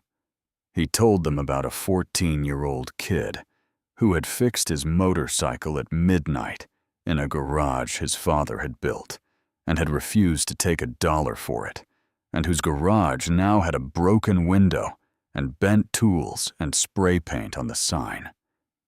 He told them whose son that boy was. He didn't tell them what to do when they got to Crowfield. He didn't need to. When he stopped talking, someone in the back of the crowd asked if they were bringing paint. There's a hardware supply truck meeting us there, Boone said. Paintbrushes, rollers, tools, lumber, glass. The crowd moved. Engines started. The sound of it built from individual notes into the full chord of it. Something you felt in your sternum and your jaw, and the column of machines began to form on the access road and pull toward the highway. 800 motorcycles. Ray rode at the front. They came into Crowfield from the west on Route 40, and they came in the way 800 motorcycles come into a town, which is to say the town knew they were coming before they arrived. The sound preceded them. It moved through the buildings and along the streets and through the window glass of houses where people had been eating breakfast or reading the paper or watching the morning news. And those people set down their forks and their papers and looked out their windows. The column came down Route 40 and turned onto Main Street and filled it from sidewalk to sidewalk. Engines idling. Chrome catching the October morning light. The Hells Angels patches visible on 800 backs moving slowly through the center of a town of 3,000 people who had come out to their porches and their storefronts and their sidewalks and were standing in the particular silence of a crowd that does not yet know what is about to happen. Ray stopped his bike in front of Mama's table. He cut the engine. 800 engines cut behind him one after another in a cascading sequence that took almost a full minute to complete. And then there was a silence over Crowfield, Indiana, that was the loudest thing Ray had ever heard. He got off the bike. He walked to the front of Mama's table, and he stood in front of the graffiti on the yellow brick wall. He turned and faced the street. He looked at the residents of Crowfield standing on their sidewalks, looking back at him. And he looked at the 800 people who had ridden through the night and the early morning to be standing in this street. "We came to fix what got broken," he said. His voice carried in the silence. Nobody said anything. He turned back to the wall. Someone handed him a brush. That was all it required. That one moment of a man picking up a brush and beginning to work. The hardware supply truck had parked on the side street and was already being unloaded cans of paint and primer and rollers and drop cloths moving hand to hand through the crowd with the efficiency of people who had done physical work together before. A team went directly to Foster's garage at the end of the block, where the replacement window had been delivered 2 hours earlier, per Grady's call. 4 people began the window installation with tools they'd brought in their saddlebags. Others gathered the bent tools from the concrete and assessed what could be straightened and what needed replacement. The main wall of Mama's table got primer first. 3 people on each section working in overlapping strokes, covering the black paint with a base coat that went on white and would hold whatever came next. Ray was mixing color when Darlene came out. She stood in the doorway of her mother's diner and looked at the street. She looked at the people working on her wall. She looked at Ray with the brush in his hand and the paint can at his feet. Her face did not immediately resolve into any single expression. It moved through several of them, disbelief and recognition, and something that lived at the intersection of grief and gratitude. And then she pressed both hands over her mouth and stood in the doorway and let it happen. Ray walked to her. "My mama built this wall," she said. Her voice was muffled behind her hands. "We're going to make it better than it was," Ray said. She looked at the wall, at the people on the ladders, and the people mixing paint, and the people organizing the equipment with the practiced coordination of a work crew that had shown up ready. "Why," she said, "after everything this town did to you?" Ray thought about the right way to answer that. "Because you didn't do what this town did," he said finally. "And Dex didn't. And a man at the hardware store didn't. And that's the thing about a town. It's not one thing. It's all the individual people in it making individual choices about what they're going to do when it costs them something.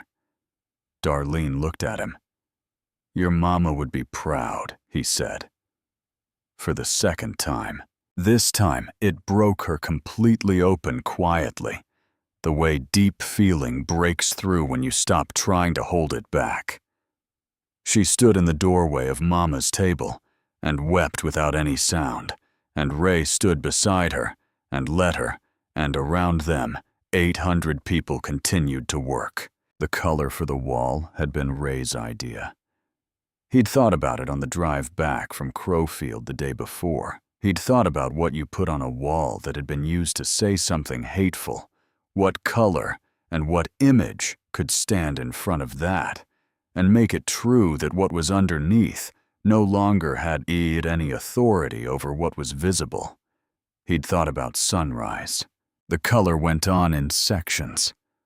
Warm gold at the base moving upward through amber and orange, and then the particular soft pink that exists for about 4 minutes on a clear morning before the day fully establishes itself. A woman named Rita, who rode out of the Indianapolis chapter and had been painting murals in her city for 15 years, directed the color work with the authority of someone who understood exactly what a wall was capable of saying. By noon, the primer was dry, and the color work had begun in earnest. Down at Foster's garage, the new window was in. The bent tools had been assessed, and the ones that could be salvaged had been straightened on a portable anvil someone had brought in their truck. The ones that couldn't be salvaged had been noted on a list. 3 people were repainting the sign. A 4th was cleaning the oil stain from the concrete with a solvent that smelled sharp and clean in the October air. Dex came home from school at 3:15. Ray was standing near the garage when the school bus stopped at the corner, and a kid in jeans and a gray sweatshirt stepped off with a backpack over one shoulder and stopped completely still on the sidewalk. He looked at the garage, at the new window catching the afternoon light, at the cleaned concrete and the repainted sign and the organized tools visible through the open bay door. He looked at the people still working, moving around the space with purpose. Then he looked at Ray. Ray walked to him.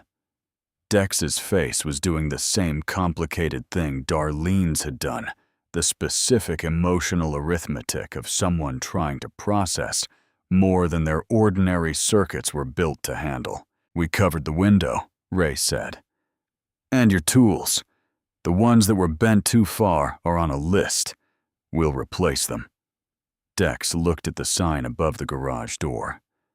Foster's Garage in clean black letters on white, the same hand-painted style as the original, which Rita had photographed and replicated. Who did the sign? Dex said. Woman named Rita. She does murals. Ray paused. She said your dad's sign had good bones.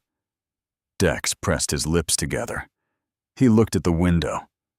He looked at the tools. I've been thinking all day, he said. Since Mom told me this morning before school, I kept thinking about what my dad would say if he were here. What do you think he would say? Dex was quiet for a moment.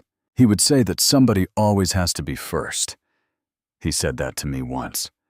We were talking about something at school, some situation where nobody was standing up for something that needed standing up for.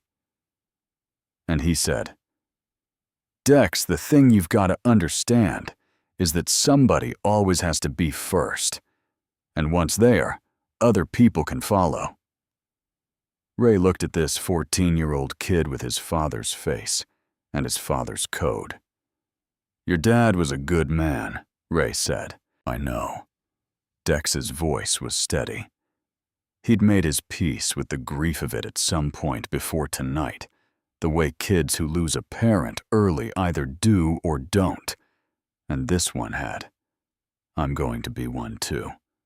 Ray believed him completely. Norma Foster came home from her day shift at 4:30 and stood on the sidewalk in front of the garage and put her hand over her face for a long moment. Then she put her arm around her son and held him against her side, and the two of them stood there together, looking at the restored garage of James Foster, who had built it and loved it and left it to them. Ray gave them that moment. He walked back to the main street. The wall of Mama's table was remarkable.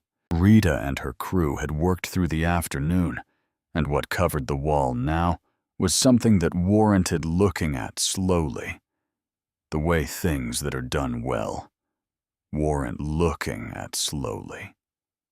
The sunrise moved across the entire front face of the building. The warm, graduated colors he'd imagined on the drive back from Crowfield. But better than he'd imagined, because Rita had added something he hadn't thought of. At the center of the image where the light was brightest, she had painted the silhouette of a woman standing in a doorway, arms at her sides, head up, facing whatever was coming toward her. It looked like Estelle Webb. Darlene said so quietly, standing beside Ray looking at it, that it looked exactly like her mother. Rita had never seen a photograph. Sometimes you just know what a person looks like, Rita said when you hear enough about them. By 5 in the afternoon, the main work was done, and the street had transformed. The town had been watching all day from porches and storefronts and the sidewalk margins, maintaining a cautious distance that had slowly been closing as the hours passed. Not all of them had come closer. Some had gone back inside, but some had stayed, and some of those had started to talk to the people working. And some of those conversations had turned into something coffee brought out from houses. Sandwiches, a woman from the Baptist church who arrived with 2 thermoses at noon and said nothing beyond asking how people took it. The children had come first, the way children always do. They had no investment in the politics of it. They saw people doing interesting things with color and tools, and they drifted over with the natural gravity of children toward activity. And then they were handing things and holding things and asking questions and getting answers. And by mid-afternoon, there were kids helping Darlene string orange and black lights along the roofline of Mama's table, and kids helping the garage crew, and kids sitting on motorcycles under careful adult supervision with enormous expressions of private satisfaction on their faces. Their parents had followed some of them. Mrs. Hartwell found Ray at 4:30. She came across the street from the direction of her house on the residential block behind the main street, and she was wearing a coat over what appeared to be whatever she'd been wearing at home, as if she'd made the decision to come quickly and not allowed herself time to change her mind by changing her clothes. She stopped in front of Ray and looked at the wall, and then looked at him. She was not the person who had accused him of theft in that diner 2 nights ago. That person had been certain and elevated and armored by the assumption that her certainty was a form of virtue. The person standing in front of him now was something else. She was smaller, and not because she had shrunk physically, but because the armor was gone. "I owe you an apology," she said. She said it to her coat buttons. Then she made herself look at him. "What I did in that diner, accusing you of something you didn't do, in front of everyone, because of how you look, because of what you're wearing." She stopped, started again.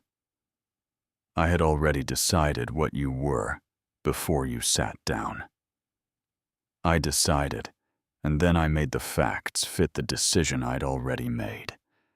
And you were just a man who needed dinner and was trying to get to his sick little girl." Ray looked at her. "I've been standing at my window watching what's happening out here all day," she said. "And I've been thinking about who I was in that diner, and who these people are who came here to fix what got broken. And I think I got it very wrong. About most of it." Ray said, "My daughter's going to be okay." Mrs. Hartwell's eyes filled. "I'm so glad," she said. "I am genuinely so glad." He believed her. That was the thing. Whatever she had been 2 nights ago, what he saw in front of him now was genuine. People were not fixed objects. That was the lesson the road kept teaching him, and he kept needing to learn. He said, "You can tell people what you saw today, what actually happened here. That would mean something." She nodded. She looked at the wall. She stood there for a while looking at the sunrise and the silhouette in the doorway. "Your friend who painted this," she said finally. "She's remarkable." Rita was on a ladder touching up the upper right corner. Ray called up to her and told her she had an admirer. Rita said the wall admired itself. She just introduced it to its colors. The old man with the cane appeared at 5:15. Ray had seen him at intervals throughout the day, standing on the far side of the street watching. He had the careful, deliberate movement of someone whose body required advanced planning from his mind, but whose mind was still fully operational. He crossed the street one careful step at a time and stopped in front of the largest biker Ray had ever seen in person. A man from the Cincinnati chapter named Wallace, who was 6'5" and 300 pounds, and had both arms sleeved in ink from wrist to shoulder. The old man looked up at Wallace. Wallace looked down at the old man. "You want a coffee?" Wallace said. The old man said he took it black. Wallace got him a coffee. They stood together in front of the restored wall of Mama's table in the October afternoon light and drank their coffee. The old man and the enormous tattooed biker, and Ray watched them and thought that the world was strange and specific, and occasionally more capable of surprise than you had learned to expect. At 6 o'clock, Darlene unlocked the front door of Mama's table and said dinner was on her. The diner was not large enough for 800 people. It was large enough for the 40 or so who cycled through over the course of the evening, sitting in booths and at the counter in groups of 8 and 10, eating what Darlene and Eddie put out, which was everything available in the kitchen, delivered in a continuous stream until it ran out. People waited on the sidewalk and came in as others left, and Darlene moved through it all with the particular grace of a woman doing what she was built to do in the space she was built to do it in. Ray sat at the counter. Darlene put a plate in front of him without asking what he wanted, because she remembered from 2 nights ago, and it was the same meatloaf and the same mashed potatoes and the same cornbread. And this time, Ray tasted it. She also put 2 slices of pecan pie on the counter. "One for you," she said, "and one for Lily, for when she's ready." Ray looked at the pie.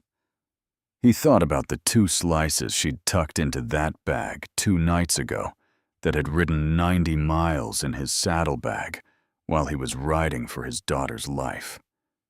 He thought about the woman who had made that gesture when she was already losing customers and knew she would lose more. "Your mama raised you right," he said. Darlene smiled. "She reminded me of that every single day for 30 years. I got pretty good at listening." Ray had one more conversation that evening.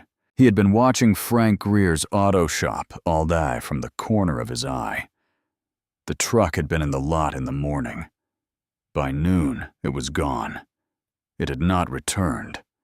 Walt Pruitt's department vehicle did not appear on Main Street at any point during the day. Ray learned from Boone, who had spoken to Grady mid-afternoon, that Pruitt had received notification of the state police complaint at 11 in the morning and had spent the subsequent hours in meetings with the county attorney. Grady had called Ray at 4:30 with an update. The bank had reinstated Darlene's credit line after receiving documentation of the complaint filed on her behalf. The supply company had agreed to a call with Darlene's attorney. The formal property complaint against Frank Greer would be heard by the county court on a date to be scheduled. Ray thanked him. "That's the document side," Grady said.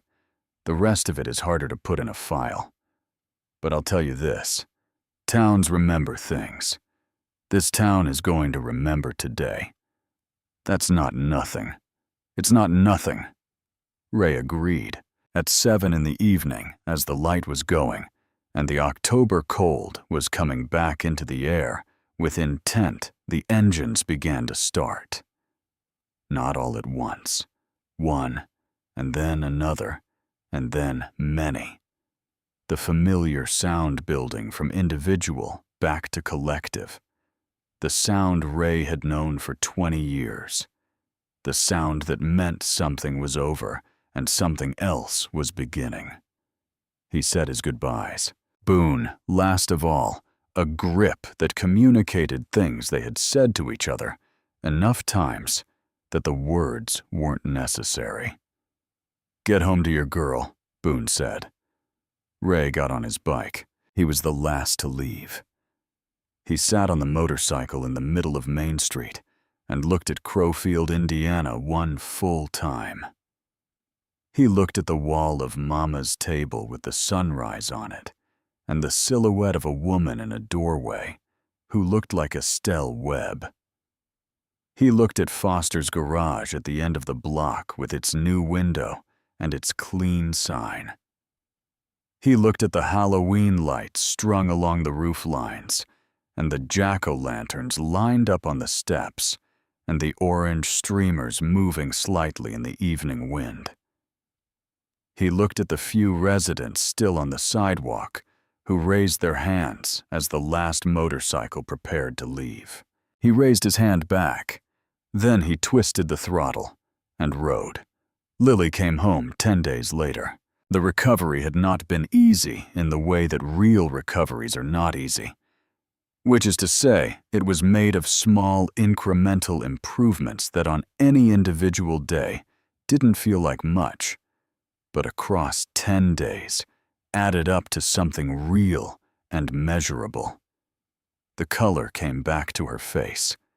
The IV lines came out one by one until there was only one left, and then that one came out too. She ate. First crackers, then soup, then actual food that she actually wanted, and on day 7, she had demanded specifically the apple slices with peanut butter that Ruth Ann made at home, and Ruth Ann had driven to the hospital with them in a container, and Lily had eaten every one. On the morning of day 10, Dr. Alvarez came in and looked at everything that needed looking at, and said she could go home. Lily received this information with a gravity appropriate to its magnitude. Then she asked if she could stop somewhere on the way. She had been told in age-appropriate terms, and at intervals selected by Ray's judgment, about what had happened in Crowfield, about Darlene, who had fed her daddy when no one else would, about Dex, who had fixed the motorcycle when no one else could. She had listened with the focused attention she reserved for things that mattered, and had asked careful questions, and had gone quiet in the particular way she went quiet when she was integrating something large. On day 8, she had told Ray that she wanted to go thank them. She said it the way she said things she had thought about for a while and arrived at a conclusion on, not impulsively, as a statement of intention. Ray had said they would. He had also said nothing about the costume. That had been Ruth Ann's department. Ruth Ann had found it and purchased it and kept it in the car, and said nothing about it until the morning of discharge, when she produced it from the hospital bag with the neutral expression of someone who has done a perfectly reasonable thing and sees no need to explain it. It was a superhero cape, red with a gold star. Lily saw it and looked at Ray. Ray looked at the ceiling. She put it on over her hospital discharge clothes and wore it out of Memorial Hospital, with the cape trailing behind her and her hand in Ray's and the October sun on her face, and she stood at the curb with her eyes closed for a moment before she got in the car, just feeling the outside air on her skin after 10 days of recycled hospital air, and Ray stood beside her and let her have that. They drove to Crowfield. Ray had called Darlene the day before to say they were coming. Darlene had said she would make sure Dex was there after school. They pulled up to Mama's table at 3:45. Lily pressed her face against the car window when the building came into view and said nothing for a long moment. She was looking at the wall. The sunrise was still there, warm and permanent in the October light. The graduated gold and amber and the soft pink at the top, and the silhouette of a woman in the doorway facing whatever was coming.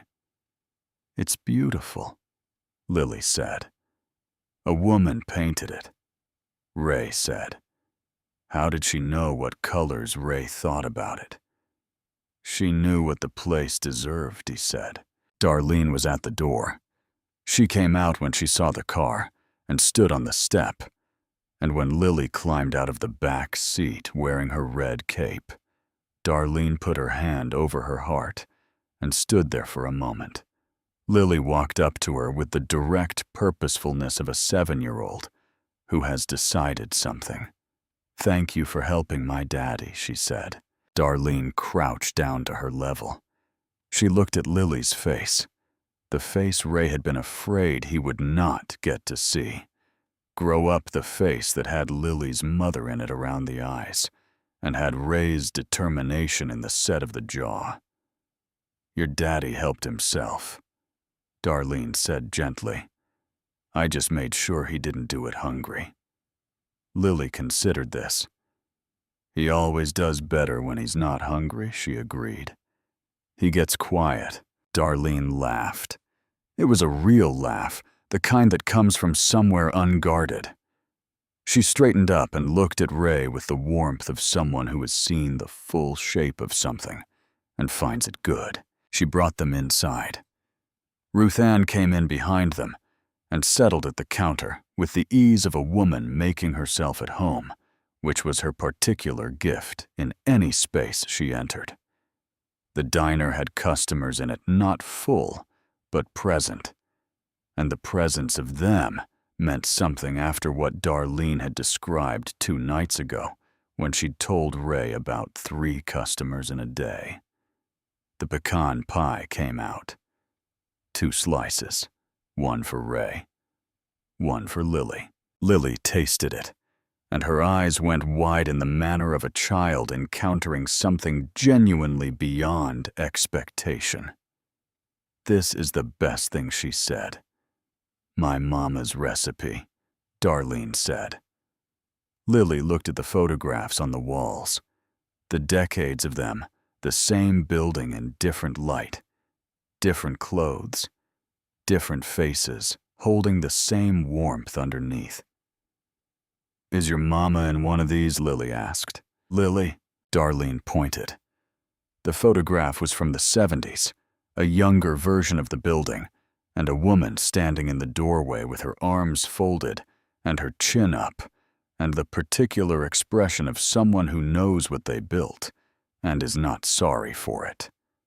Lily looked at the photograph for a long time. "She looks like the painting," she said. Darlene was quiet for a moment. "She does," she agreed. Dex arrived at 4:10 on his bicycle, still in his school clothes backpack over one shoulder. He leaned the bike against the building and came inside and stopped. when he saw Lily sitting at the counter in her red cape. He recovered quickly in the manner of a 14-year-old who was too old to be caught being surprised by things. "You must be Lily," he said. "I'm a superhero," she told him, which she apparently felt was the more relevant identification. "I can see that," Dex said. He sat down on the stool next to her and looked at Ray. "How's the bike running?" "Perfect," Ray said. "No problem since you fixed it." Dex nodded with the satisfaction of a craftsman receiving confirmation of work done properly. He ordered a slice of pie from Darlene and ate it with the unhurried appetite of a teenager who had ridden a bicycle 2 miles after 6 hours of school. Lily watched him eat with the evaluating attention she brought to people she had decided were important. "My daddy says you fixed his motorcycle when everybody else wouldn't," she said. Dex considered how to answer that. "I fixed it because it needed fixing, and I knew how he said. That's all. He said nobody would fix it because of his patch." Dex looked at the counter. "The patch is not who he is." He paused. "My dad told me that." Lily absorbed this with the seriousness of someone filing it in a permanent location. Then she reached into the pocket of her hospital discharge clothes and produced a piece of folded paper. She had made it in the hospital, Ray knew. Ruth Ann had brought her crayons on day 3, and she had made several things, most of them given to nurses, and she had made this one and told Ray it was for somebody specific, and she would deliver it herself. She unfolded it and smoothed it on the counter and pushed it toward Dex. He looked at it. It was a crayon drawing in the style that 7-year-olds draw, in which is to say with a fidelity to emotional truth rather than physical accuracy. There was a motorcycle, blue and black, with a figure on it. Next to the motorcycle was a garage identifiable by the word garage written on it in careful capital letters, and in the doorway of the garage was a small figure with a wrench. She had written something along the bottom. "Dex is the best mechanic in the world." Dex looked at the drawing for a long time. He was 14 years old and trying very hard to be in command of the situation, and he was not entirely succeeding, and the not succeeding was the most dignified thing Ray had seen all week. "Thank you," Dex said. His voice had gotten quieter. Lily nodded. It was the nod of a transaction completed satisfactorily. Then she turned back to her pie. Ray watched his daughter eat pecan pie at the counter of Mama's table and looked at the photographs on the wall and at the door that stood open to the afternoon and the painted wall visible beyond it. He listened to his daughter tell Dex in thorough detail about her time in the hospital, which she described with the narrative energy of someone who had experienced something significant and intended to do it justice. He listened to Dex ask her questions with a seriousness that she deserved and got. He thought about Claire. He thought about her in the way he'd been thinking about her lately, which was different from the way he'd thought about her for the past 3 years. For 3 years, he'd thought about her through the glass of the specific moment of her absence, the highway, and the phone call, and the chaplain's face, and the way the world had tilted. That glass had been between him and every other memory of her distorting everything behind it. Lately, he'd been thinking about her before the glass. Claire at the kitchen table in the morning. Claire standing in the doorway, watching him load the bike. Claire holding Lily at the hospital the day she was born, looking at her daughter with an expression that said she understood now exactly what love was for. He didn't know when the glass had started to shift. Maybe the night on the highway. Maybe the dark parking lot in Crowfield with the dead motorcycle and the choice between the grief and the movement. Maybe the moment Lily had opened her eyes in room 412 and found his face. Maybe it was simpler than that. Maybe it was just that he had gotten to his daughter in time. Finally this time, and the fact of it had rearranged something that had been arranged wrong for 3 years. He would not get Claire back.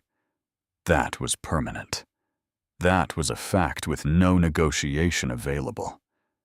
But Lily was sitting at a diner counter eating pie in a red cape, telling a 14-year-old boy about her surgical experience with the authority of someone who has survived something and knows it. And that was also permanent. And that was also a fact. He thought you could hold both facts at the same time. He thought maybe that was the whole of it, holding both facts at the same time without letting one erase the other. Darlene refilled his coffee without being asked, and said nothing and moved on. He thought Claire would have liked her. At 5:30, Ray told Lily it was time to go. Lily had consumed her pie completely and had migrated to a booth with Dex, where they were examining a photograph she had found on the wall, depicting a motorcycle from the 1960s, which Dex was explaining with the pedagogical enthusiasm of someone who rarely found an audience interested in the subject. She said 5 more minutes. Ray allowed it. When the 5 minutes had passed and they were actually leaving, Lily went to Darlene first and hugged her with the full commitment that she brought to hugging her arms, as far around as they would reach her face pressed into Darlene's apron, a moment that lasted long enough to be real. Then she went to Dex. She held out her hand. He shook it. Very solemn. Very mutual. The handshake of 2 people who have reached an understanding. Dex reached into his backpack. He had brought something. Ray hadn't seen him bring it in, and suspected it had been planned in advance the way the drawing had been planned. He produced a small wrench, the kind used for finer work, chrome-plated, and clean, with a piece of blue tape on the handle, where he had written something in black marker. For Lily H., every superhero needs to know how to fix things.